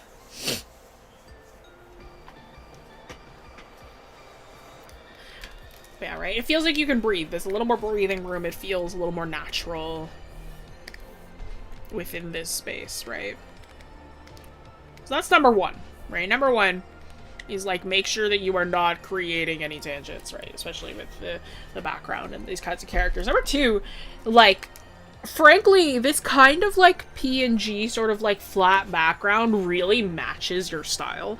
Like, you kind of have, like, the 𝘫𝘰𝘭𝘭𝘰𝘬𝘰 sort of, like, Cartoon Network. Specifically, I was like, I thought 𝘫𝘰𝘭𝘭𝘰𝘬𝘰, but I also thought, like, Star Butterfly versus the Forces of Evil. Like, that is sort of, like, what I was thinking. Like, that sort of, like, art style. Like, is what you're sort of working with. A very animator sort of, like, art style. And it's like, when you do that, these kind of, like, flat, like, backgrounds are more what you want to kind of complement the art style that you're already working with. Like, it wouldn't make any sense if you, like, have, like, this really sort of flat animator character and then, like, you, like, put them in, like, this realistic sort of, like, background. Like, you can do that. There's nothing saying that you can't. But, like, this sort of background is actually very good for the art style that you already have. Right? So that's already good on that front, but looked ancient memories for me. Oh, okay. So that's already good for, like, that starting point. Another thing, though, one thing to really make everything feel like it is one with each other is to, you know, make sure everything matches the lighting, right? So right now you sort of have a thing where it seems like the lighting is coming from, like, this side over here, right? But this character, like, you have, like, some of the yellow highlighting going on here, but it's also happening on the other side. You got some of this red highlighting happening here, right? So you can really emphasize this light coming from this side. So if we have something redder, you might want, frankly, it looks like you want to keep it kind of monotone, or, like, not monotone, but, like, monochromatic. So I won't switch up the I won't switch up the hue too much, but, like, really emphasize this shadow more on this side. You also forgot a shadow underneath the person. Like, make them actually feel like they're on the surface that they're standing on, right? Let's, like, really get, like, a full encompassing.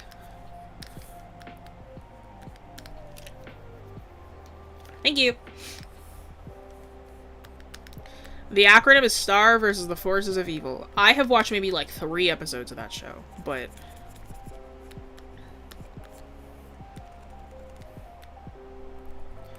yeah, it keeps showing up on my YouTube shorts. So, but yeah, you can kind of feel that, right? It is like, now it feels like they are more part of the scenery, right? Just by adding shadow, more shadow, so that they feel like they are also, like, within the shade of the scene, right? It's like you want to make sure that they are matching that shadow that exists within there. Welcome back. So that's one thing. Another thing as well, like, yes, it is like you have the character that is highlighted here. I feel like this is also, like, my thought process when it comes to, like, has been. It's like it all kind of feels like it is all the same color. Shut up. I go on YouTube shorts when I don't feel like thinking, okay? I want to watch my TV shows split into 5 bajillion different parts.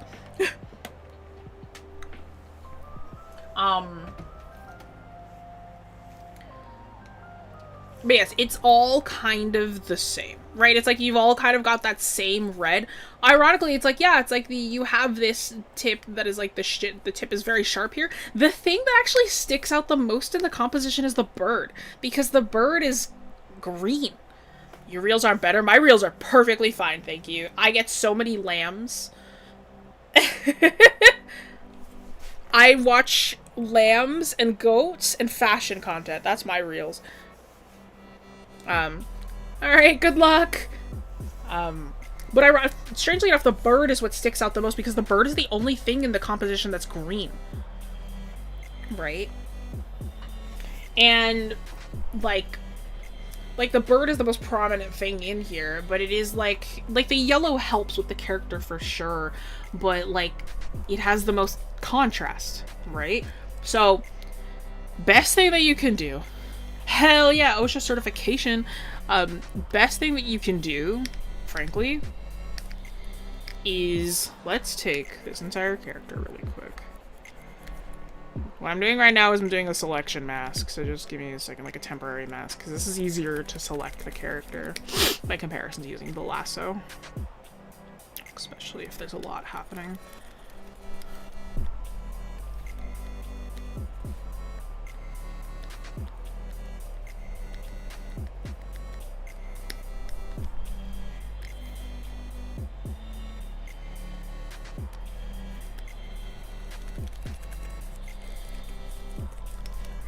Because that's the problem with monochromatic or more monochromatic scenery, is you can do it, but you have to find another way to make the character stand out, and usually that's via value or line weighting and stuff like that, but it is like the quality of everything within the scene is very, very similar.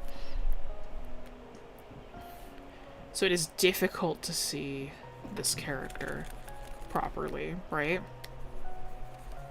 Not impossible, obviously, like, we can still see them, but there are better ways to handle it. Like, if you really, really want to keep this background the same, or if you really want to keep the, like this, right? It's like you want to keep the same kind of reddish colors. It's like there are two ways that you can handle this. 2 or 3 ways. Like, there are various ways to make the background fade a little bit more. Because especially when you have character-focused work like this, the background should be an assist. It shouldn't take over the character at all. It's there to make the character feel like they are part of a scene, but it should not overtake the character as a whole.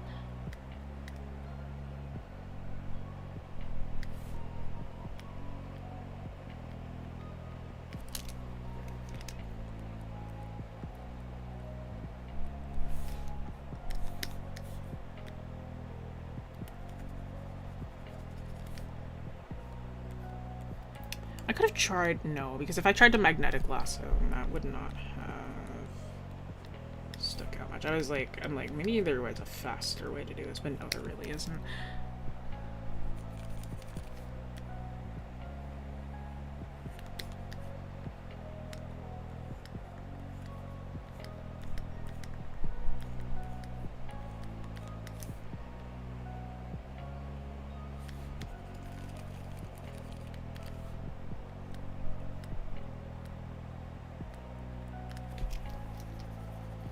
Wish Procreate had a selection mask.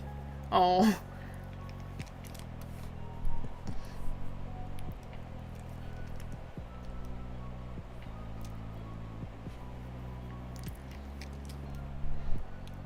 Yeah, I find, again, it's like, I find Procreate is just too simple for me. It doesn't have a lot of tools. I need a bajillion tools in order to use the program. If there are any fewer tools than the amount that Clip Studio and and Photoshop have, then it's not enough tools for me. Oh, oops. Forgot the foot here.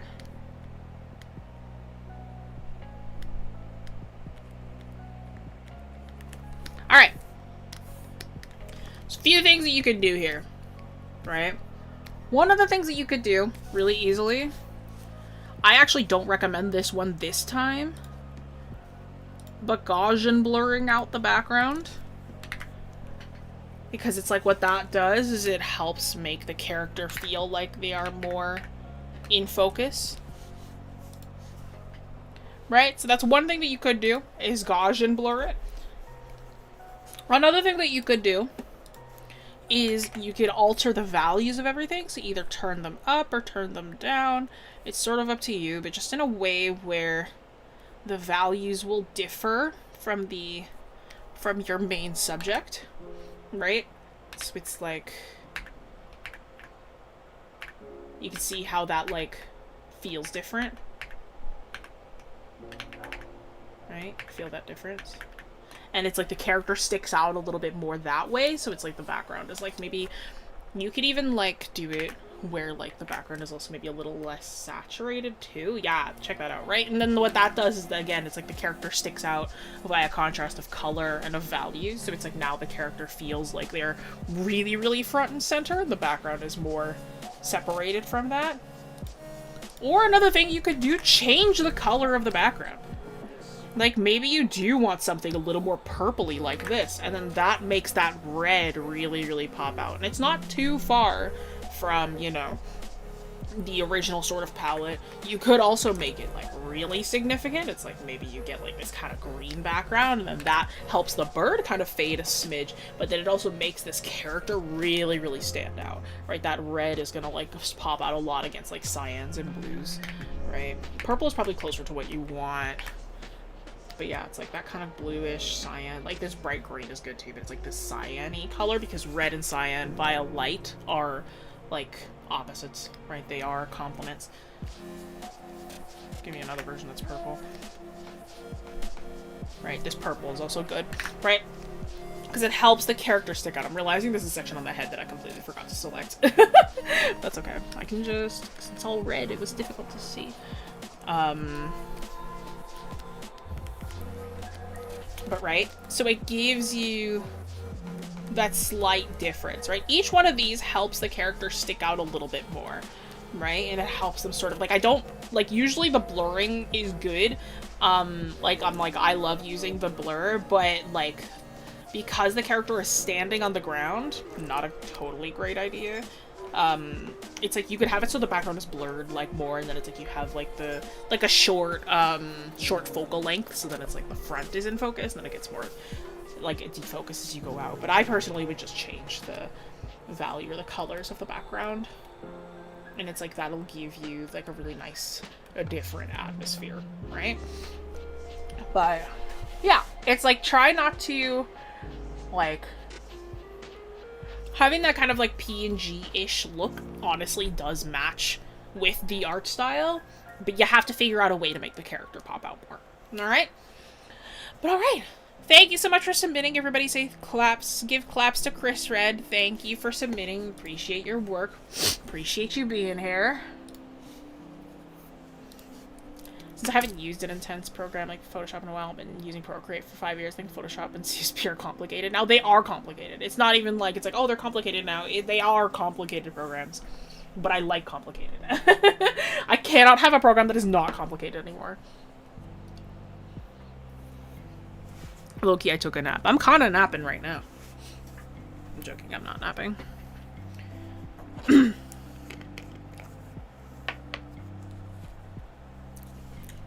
Oh my god, I actually might get through way less of these than I thought I would.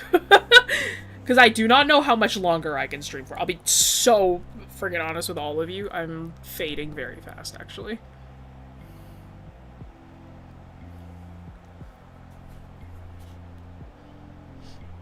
CSP's easy.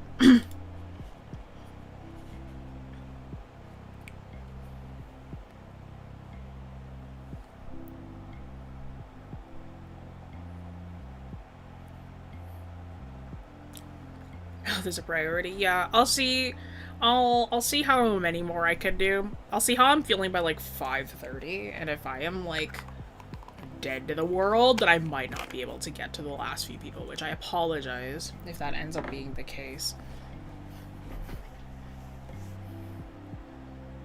I haven't slept well the past few days. I don't think I've slept well the past week, frankly.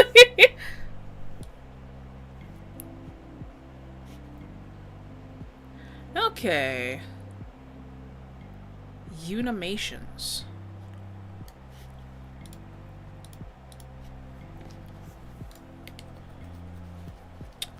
Oh, it's one of these.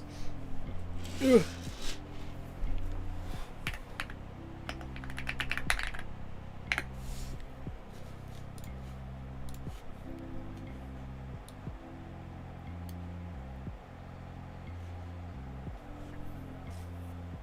Perhaps just critique the remaining ones in the Discord itself. I don't know. It's not as good as, like... There is also, like, over 10 left. Like, there's a lot still here. Yeah, we'll see how I feel by... We'll see how I feel by 5:30. I'll try and be quick with these next ones, though. This next one, by Unimation, on Twitter. His name is...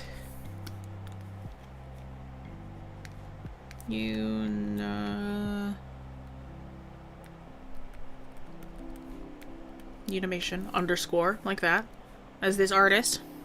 His name is Unimation. Streamer, I need content.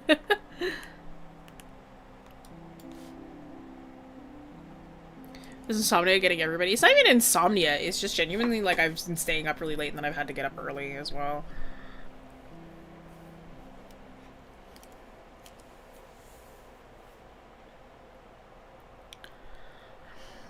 Yes. He says that he's struggling with hand poses, the background, atmosphere, and then where the shadows and light go. I'm pretty used to perspective already, but I'm still a beginner.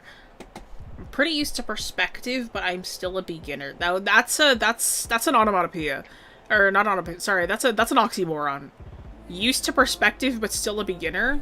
That's an oxymoron.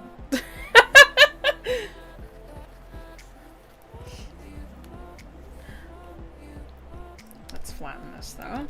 You're saying that you're struggling with lighting and with hand poses. To which I'll also have comments on this perspective too, actually. Canada has not just been trying to kill me. Canada has just been dying, is what's happening to her. We have been killing the earth. That's what's happening. First of all, I don't know how intentional it was to only have 4 fingers, which is fine. If you want to do 4 fingers, that's okay. But then you have to account for the fact that using hand references is going to be a lot tougher, because you're getting rid of a whole finger, right? So that's going to be really tough. If you're choosing like, oh, I want to stick with 3 fingers, like that's like 3 fingers, 1 thumb, that's completely fine. But again, you've got this whole other section of the hand where... It sucks too, because this would have been cool. It's like if you had like the final pinky, it's like you could have like positioned it here, and then it's like you have like this cool composition with the eyes, you know, and then it's like the eyes are peeking through the face. Like, that's gonna be cool, bro. But no, if you wanna stick with the 3, that's completely okay if that's what you choose. Another thing that I'll mention, you are also getting pretty intense with the tangents here. Let's expand that a little more. No, I forgot my thing. You're getting a little intense with the tangents here too. So let's expand this a little bit more. Give us some more room. Right? Feel that difference. Right? As we give ourselves a little more room here and then a little more room here, you might want to, just to give us some breathing room for the character.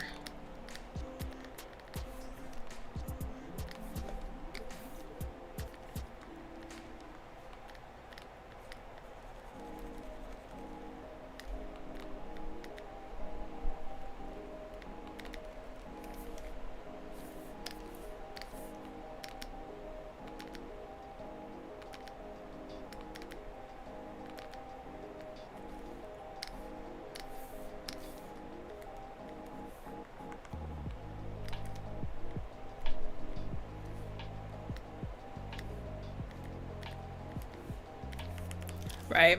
Feel that version, right? Feel that difference.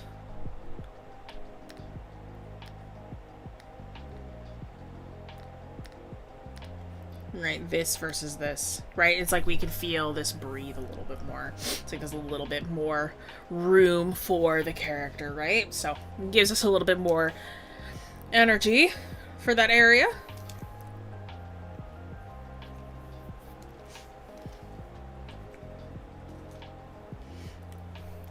Right. In terms of hands, yeah, it's tricky. Like, this one is, like, I'd say that this is okay, like, in terms of, like, hand pose. But, like, the big thing is it's just, like, if you are going to be using references from now on, like, you have to really account for the fact that there will not be that extra finger if that is your choice. But if that was not your intention, you forgot a whole finger, brother. There is, in fact, an entire finger missing here, bruh. So let's make sure we're not forgetting our fingers, right? You still got a whole pinky going on here. Honestly, though, like, this hand is fine. Like, the best thing you can do for yourself is references.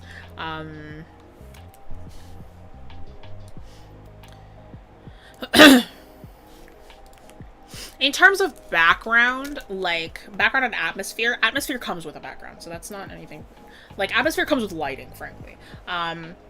Background, best thing you can do for yourself is think about the perspective that you want. So you're saying that you're pretty used to perspective. If you don't know how to put a character in a background, you're not used to perspective. You are used to copying references that have perspective, because this is absolutely, like, with a base. Like, you can, like, really see it's like, oh yeah, it's like this is kind of like a character base of some kind, which is completely fine. It's like, especially if you're, like, told it's like, oh, this is a base, it's free to use, you're allowed to use it, completely fine. But just remember, it is, like, just being able to draw those kind of, like, referenced poses does not mean that you have a grasp on perspective. It means that you know how to draw the pose that is also doing perspective. Because if you see this character, this is a top-down sort of, like, scene. Or, like, top-down would be like this. This is sort of a top-down kind of thing. This is, like, a 3-point. So then your ground, you should have way more ground visible. Like, you might want the ground more, like... Okay, this is sort of the horizon line here. It's a little bit like that.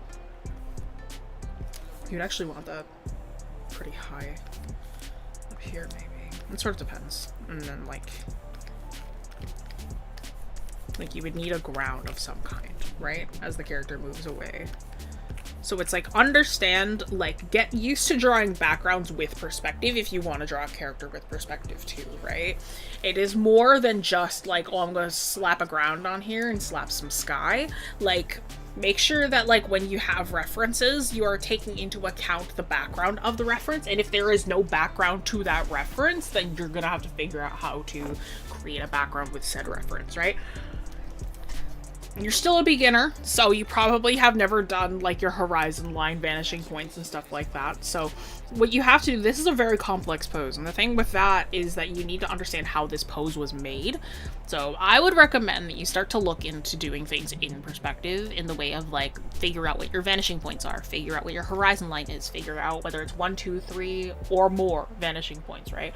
You need to figure out all of those kinds of things before you can continue to do poses like this. Because if you do not know how to put a pose like this into a scene, it is going to be difficult moving forward, right?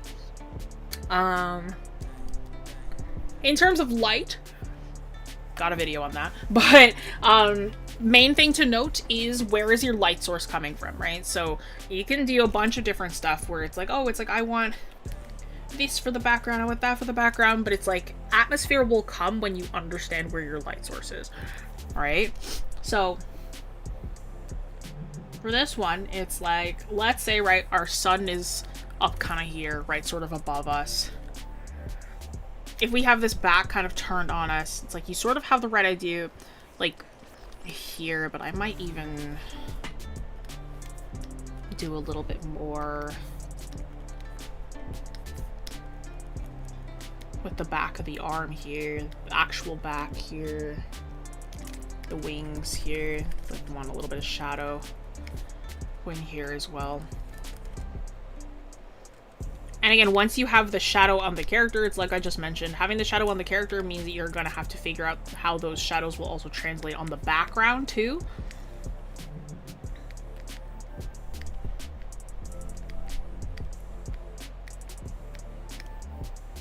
see if it wants to make a little bit like this.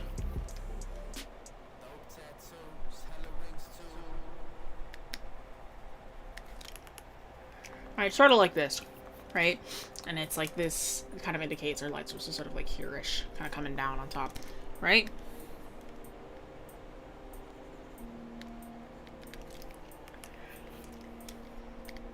You can kind of feel that difference, right? You can feel how much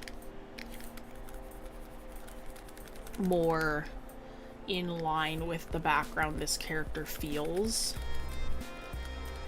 by having shadow that sort of spreads all along, right? It's like they feel more in tune with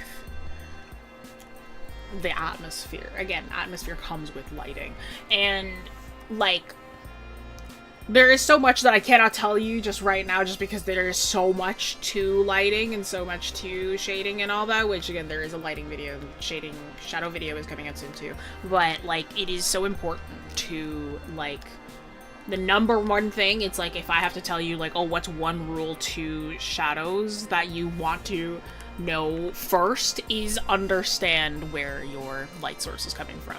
Because once you understand where the light source is coming from, then you can say in your head, oh, if this is the direction the light is pointing, then this is where the light will not hit because it is being blocked, right? So you can just keep that in mind.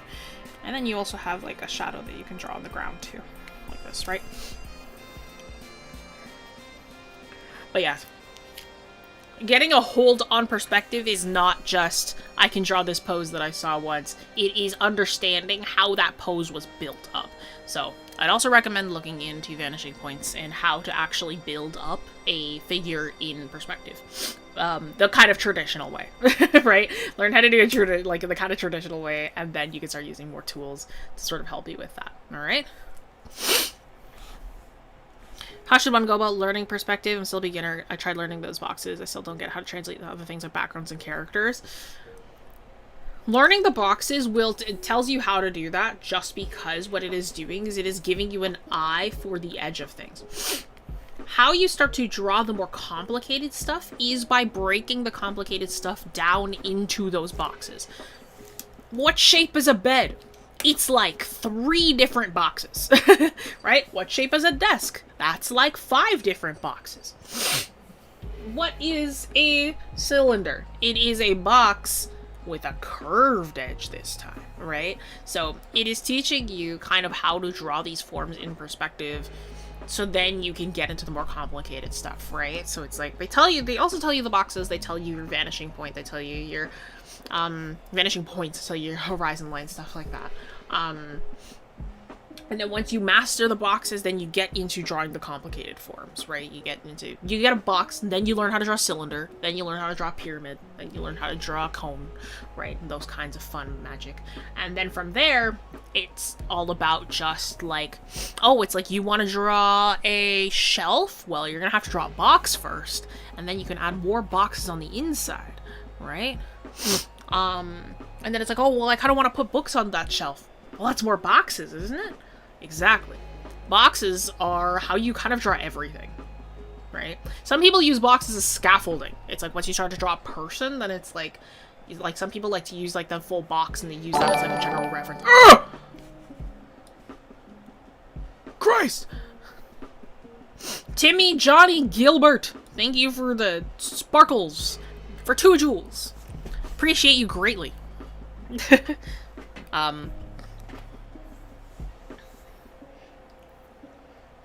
Yes, thank you for the gift. Thank you for the sparkles. But yes. It's like, perspective is so tough because it is just, you kind of have to know a lot of these forms. And then it's like, once you learn those sort of forms, then you have to worry about proportioning. And you have to worry about foreshortening. You have to worry about that kind of stuff, right? So get the boxes first. Good, Kevin! Thank you for the Silver stars for 2 jewels. Thank you for the jewels. Appreciate you.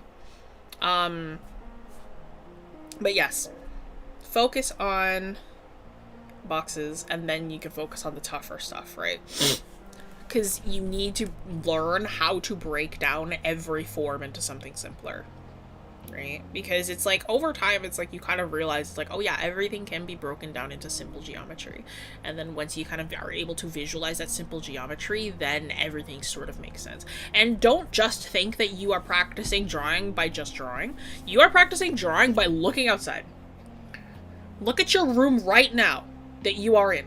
Okay? Those of you who have done the horizon line vanishing point stuff, I am certain if you stood in a corner of your room and you looked out into your room, look at the objects that are within your room, look at the space that you are in, and find that vanishing point.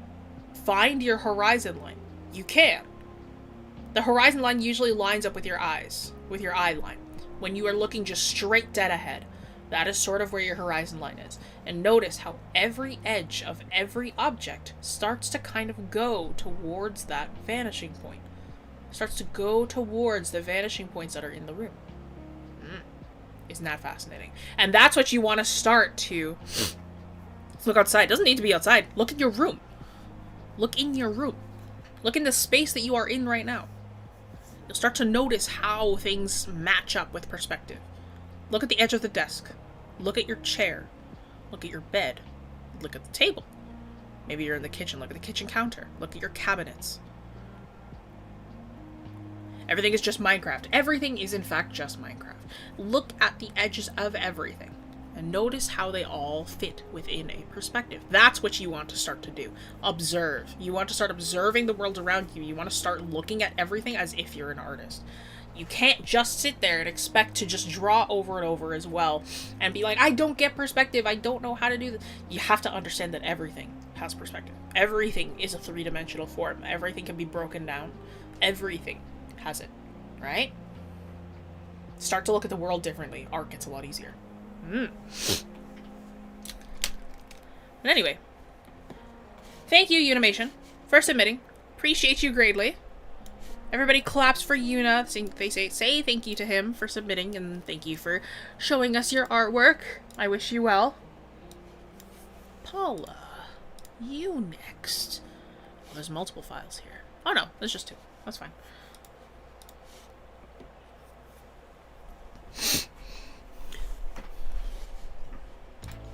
I know you.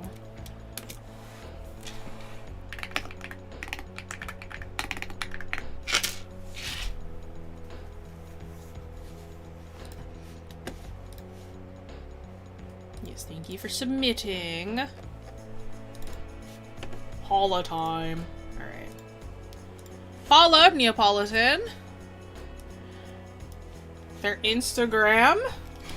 Let me write it down here for a moment. Artist is in fact in chat. Her Instagram is Nia.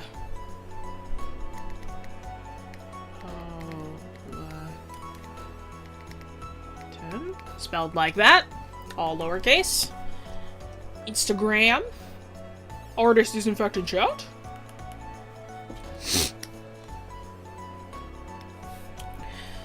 Paula, I remember these pages. Paula says, so page 5 and 6, a sample graphic novel submission I did earlier this year. Expressions, environment, perspective, and lighting. Lights was being the moon, the candle in the boat could be better. It's pushed me out of my comfort zone. Any tips would be appreciated. Thanks. No problem. Da, da, da, da, da. Let me observe this really quickly. Stare for a second.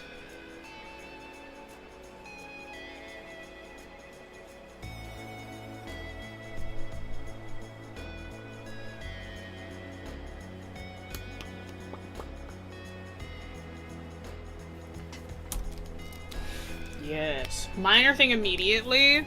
Just right off the bat. You've had me for comics enough. Can you guess what I'm gonna say first? Can you guess what my little nitpicky thing is gonna be? Can you guess?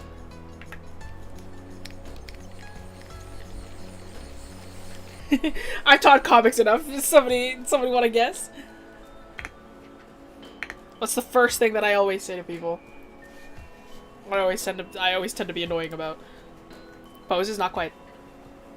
You've had me enough. I feel like you can guess. Bubbles! Incredible. It is in fact Bubbles. I'd probably, because this is... Yeah, this is where I would put these, because that's about as good as we can get those. I'd move this one up here. fill in this space right here. Right? Because this fills in the space a little bit better right here, because this has a really large sort of empty negative space right here. It's like I'd put this bubble here. The rest of these are fine though. You did good. It's just that one. Very nitpicky. But it's bubbles. Okay. Paula, you want to know a little secret? Alright.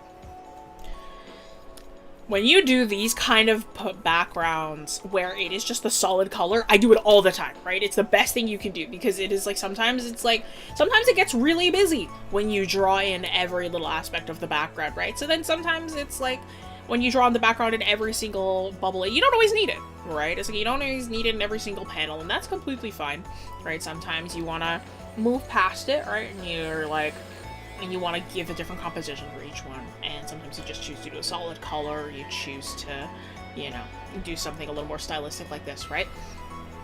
When you do boxes like these, that character is no longer in that base setting. You're putting them in a different setting. You can make that character more artistic. You can make them look like they are within that new space for more dramatic effect. And that dramatic effect sometimes is easier than the actual lighting that you have them in. Right?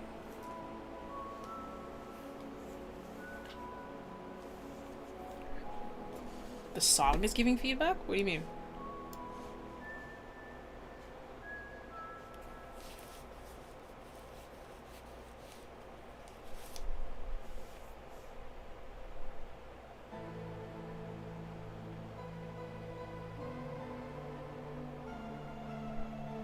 Was it just because, like, was it like the song was lining up a little bit with the way I was talking? I don't know what you're talking about. Should be able, you can still hear me though, right? Music is still going. Maybe? Okay. Yeah. No, it's going through different channels. It shouldn't be. Yeah, it shouldn't be going through my mic at all. But yeah, when you have, like, scenes like this, especially you've got this red going on here, watch this, alright? I'm gonna freaking blow your mind right now, alright? Oh, I can't use contiguous because I want it to be isolated to this. Let's do this. Woof. Alright, check this out.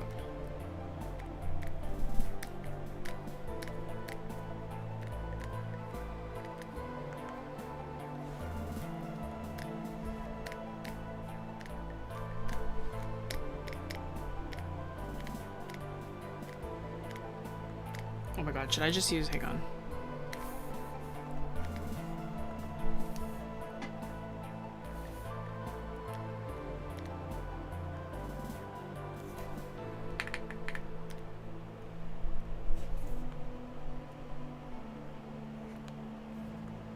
Oh my god. Hang on.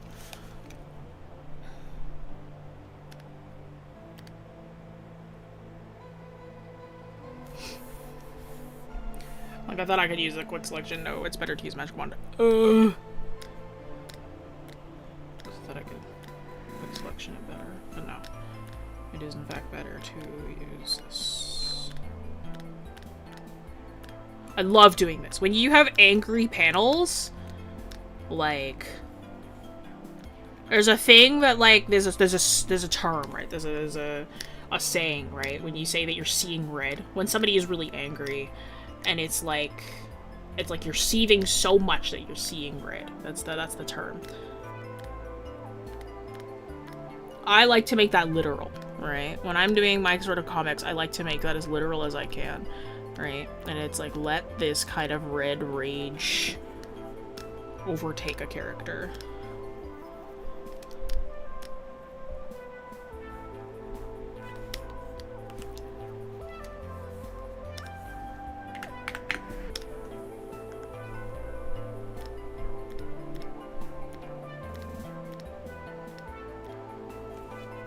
Okay, the selection might not be perfect. So it might not look as cool as I want it to.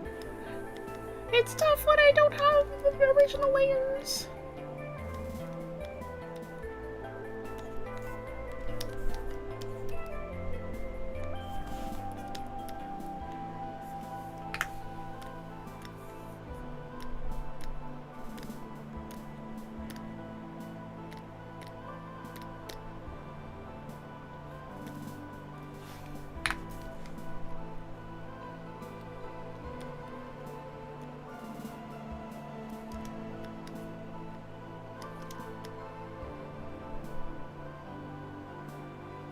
I apologize that I didn't critique this one more. That was during an era of mine.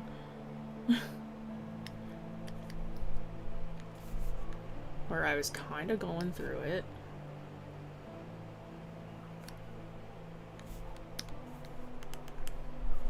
But yes, alright. We take this one here. Oh yeah. And then, what we do... two things you can do, right? There's a few different things that you can do. You can either, like... You can either do this magic, right? It's like seeing red, genuinely seeing red. You can do this. Another thing you could do, like, you could make that sort of like an inverse thing. You could also like, I also like doing it where like the background is like, don't be afraid to get friggin' saturated, bro. Friggin' damn, bam. Oh yeah, rage. I miss the rage, right? You can do that. You can totally do that. Right?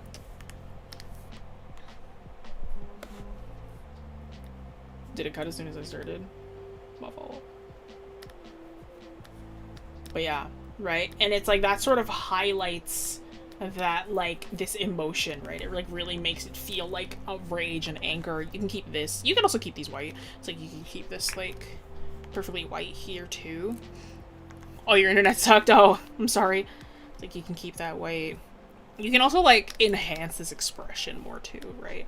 I love the curve of the... what is it? Or the wrinkling of the face there. Let's get our eyes more involved. If you, like, really, like...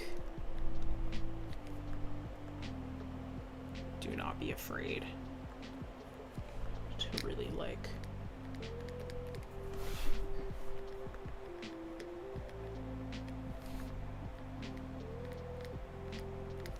Like under the eye too.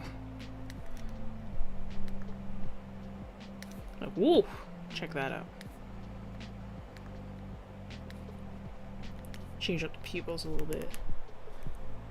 Oh yeah! Check that out, right? And it's like that's angry. You know what I mean? It's like going from that to this, right? Check that out. That's so much angrier, right? And it's like you can feel that like seething rage. There's another one that you could also do. Like you could also fill in the character completely red if you wanted to. Like there's another thing that you could do. Whoa! Or you muffle. If you hang on, can I like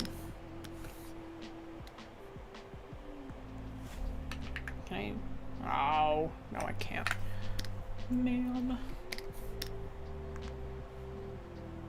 Ooh, I can do that.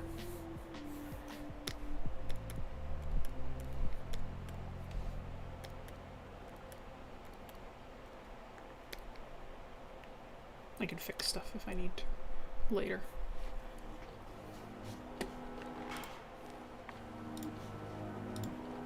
Nah, I can't do that. Oh, oh well. If you could, like, what you could also do is, like, fill in the entire character red. Whoa. If you did this, so pretend that the lines are... Oh, you could do... Oh no, because it's like, it's not like it's going under the lines. Let's actually, let's do something funky real quick. If we did this.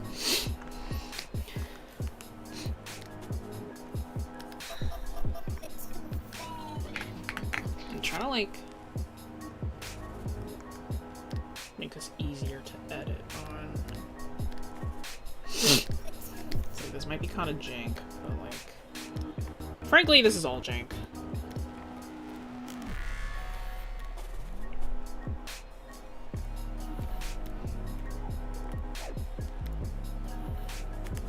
Why is it like it continues to select the white parts? I don't want that. Okay, well, it's not gonna look awesome, but like if you just imagine, let's go to the Mind Palace. Let's go to the Mind Palace.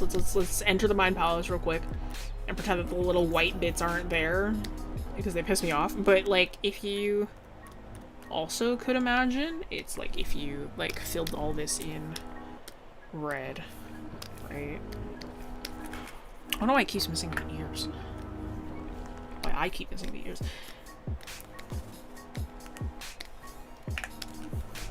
If you fill all this in red, because that's also another thing you could do, you could also get this background bit here.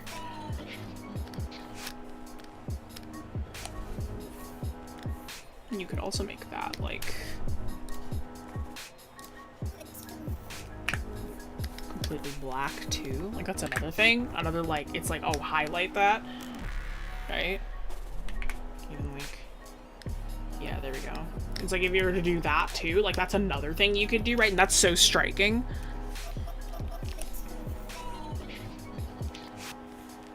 The colors, I see it, bro. I know, but it just, it doesn't look as good as I want it to. Right? And it's like that also, like that also helps highlight the emotion, right? There's like, you know, a couple ways you could do it. And you can do the same thing here, right? Is like, you can like desaturate her.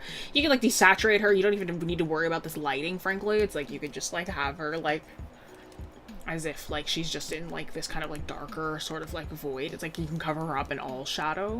And then it's like, it feels like very much more like despair. Like if you wanted to do, what's this layer? That's doing nothing. Okay. Like if you wanted to like, you could even like,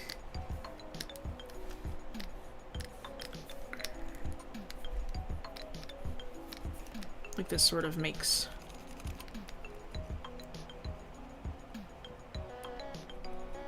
you feel more like there's like despair going on, right? It's like just really darkening it. That's one way you could do it. Here, like it's like, again, it's like giving them a completely different light source, because it's almost like you're changing the setting for this character entirely, right? It's like that's something that you could do in this moment. Or another thing you could do is you could also lighten it.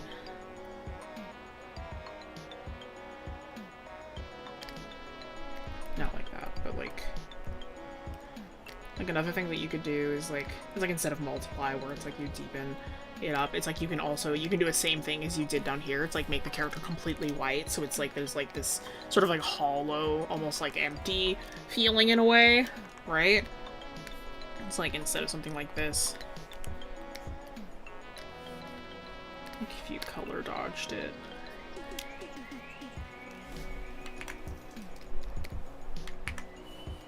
Can I just? Oh, that's awkward.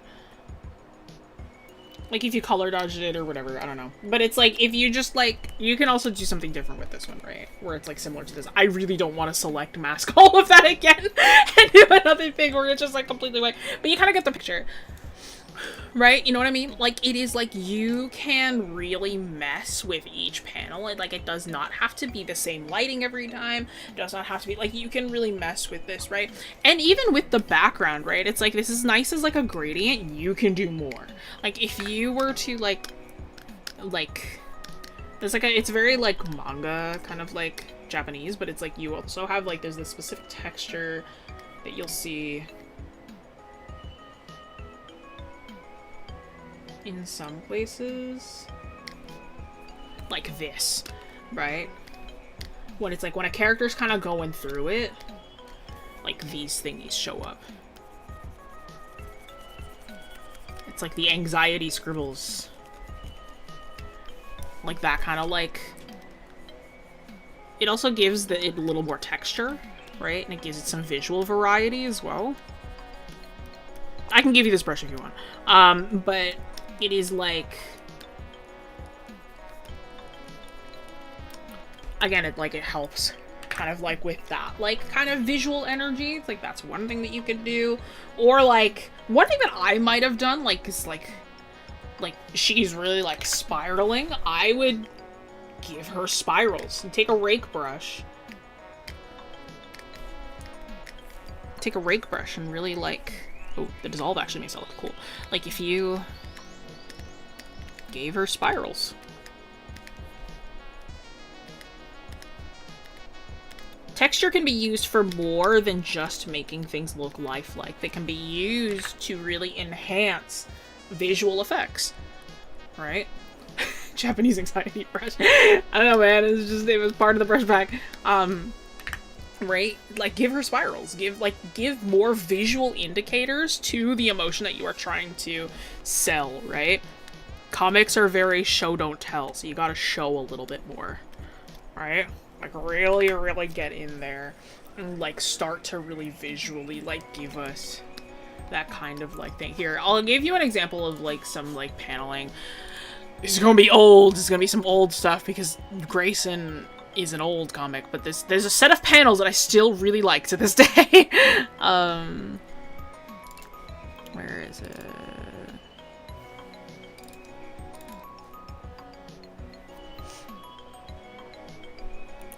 There's a couple set of panels that I still like to this day.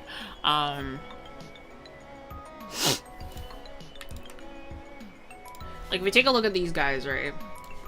Like, that's kind of creepy. That's kind of gross. But, like this one, right? It's like we have them in a completely different setting, right? So it's like I've, like, chosen to, like, have like, be, like, a spotlight directly on this character, right? And then it's like you have, like, the panel of Grayson screaming. Again, completely different setting. We have a different background. We're working with something else. So it's like we have the background be nice and bright. So it's like, it's almost like his scream is being highlighted and he is taking, like, a backseat, right? So it's like, that's one way that you can do it. Then there's this one as well, where it's like the trip is being highlighted here. So it's like, what I want to highlight is just this. I'm like, I don't want the background to mess with this section at all. So it's like, you have, like, his foot tripping on the curled up rug. And then he has the one moment here. It's like it's like a flash of realization, almost, right? It's like the flash of realization of just, like, the red, and then, like, I want to focus on the action that's happening here. So the character themselves, I love this pose. The character themselves is, like, completely flattened on the ground, and all that I have is, like, this texture of, like, the impact, right? And then the onomatopoeia in the back, right? And that's all that I got. All right? So, like, it's like I'm focusing more on visually showing the emotion and visually showing what is meant to be happening in this moment, like the emotion that the characters are feeling, and, like, the feeling of the impact, and the feeling of the movement, the feeling of that, right? It's like all of that is, like, what you want to focus on. Focus on what's important and dramatize it. Exactly, because comics are visual storytelling, right? You want to be able to tell a story without saying much, right? It's like you're gonna have dialogue, but it's almost like you're reading a movie. Right? And you want to be able to read the movie that's happening. It's like you want to emphasize this action. You want to emphasize this emotion. You want to emphasize this blah, blah, blah. Right? And it's like, if you could, right? It's like this bubble, it's like I would have also centered it somehow. Like, I might have made this entire thing smaller. Like, I might have made the two characters smaller, and it's like had the wings be bigger so they're more imposing, and then have, like, the text up here so that it's like you see it a lot in, like, old Egyptian artworks. It's like they have, like, the sun above their head as if they're, like, a god, right? So then it's like that bubble can even emphasize that. Right? It's like this little things that you can do composition-wise. And the lighting's fine. I don't really have anything with the lighting. Lighting's alright. Moonlight lighting is also really difficult just because, like, moonlight is very similar to, like, just, what do you call it? Like, dispersed kind of lighting, so it's already kind of tough. And I think it's fine. Yeah.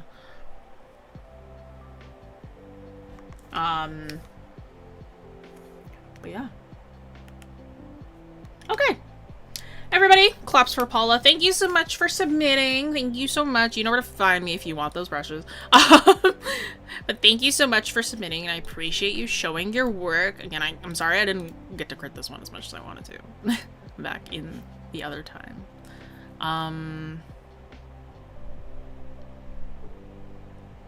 Yeah, thank you so much for submitting. How am I feeling right now?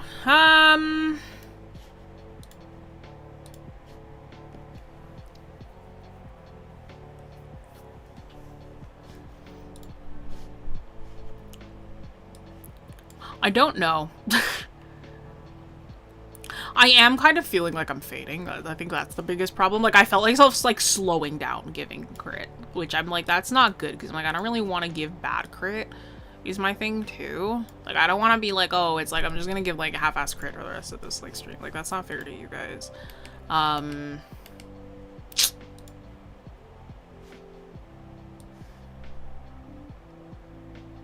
Okay.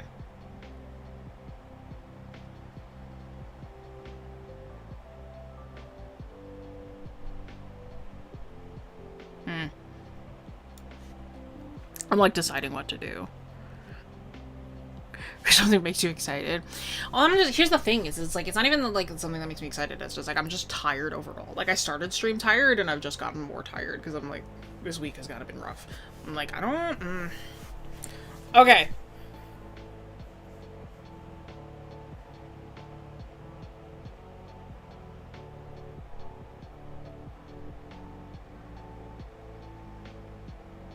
Because I also worry, I'm like, I would just create in the Discord, but the problem is that, like, I don't think everybody who submitted is in the Discord is the biggest problem. And I'll be honest, I don't really want to do another crit stream, but I feel bad. It's been tiring for everyone, yeah, no, surely.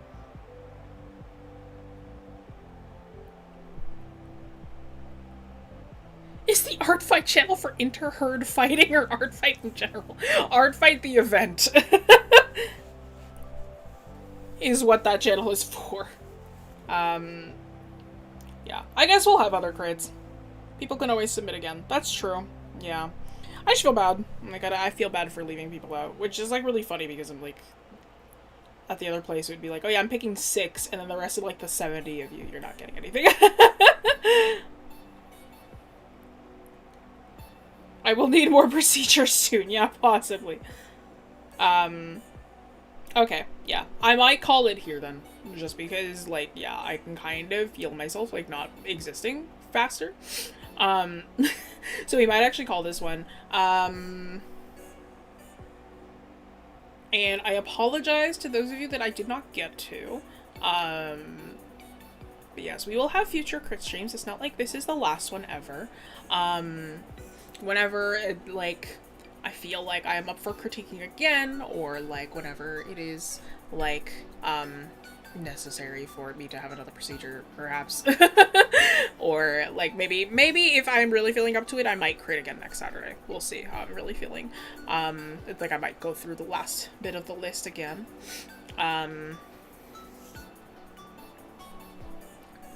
But, yeah, if anything, now y'all kind of know how it works. It's first come, first serve, so the faster you submit, the more likely it is that I'll get to you. So, it's like, that's how it works now. It's like, the faster you submit, the more likely it is that I get to you. So, there you go. Now we understand how it works this time around. But yeah, sorry that we're kind of ending on a slightly abrupt note.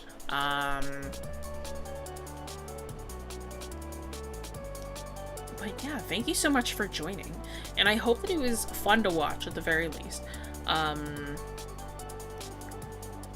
Hopefully it was fun for you guys to watch, and hopefully it was a good time either way. Again, those of you who were critiqued today, feel free to reach out to the moderators in the mod chat on the Discord, and they will gladly get you guys in contact with me so I can send you your working file if you would like to take a gander at them still.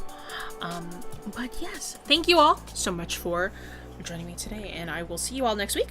Au revoir, bye-bye.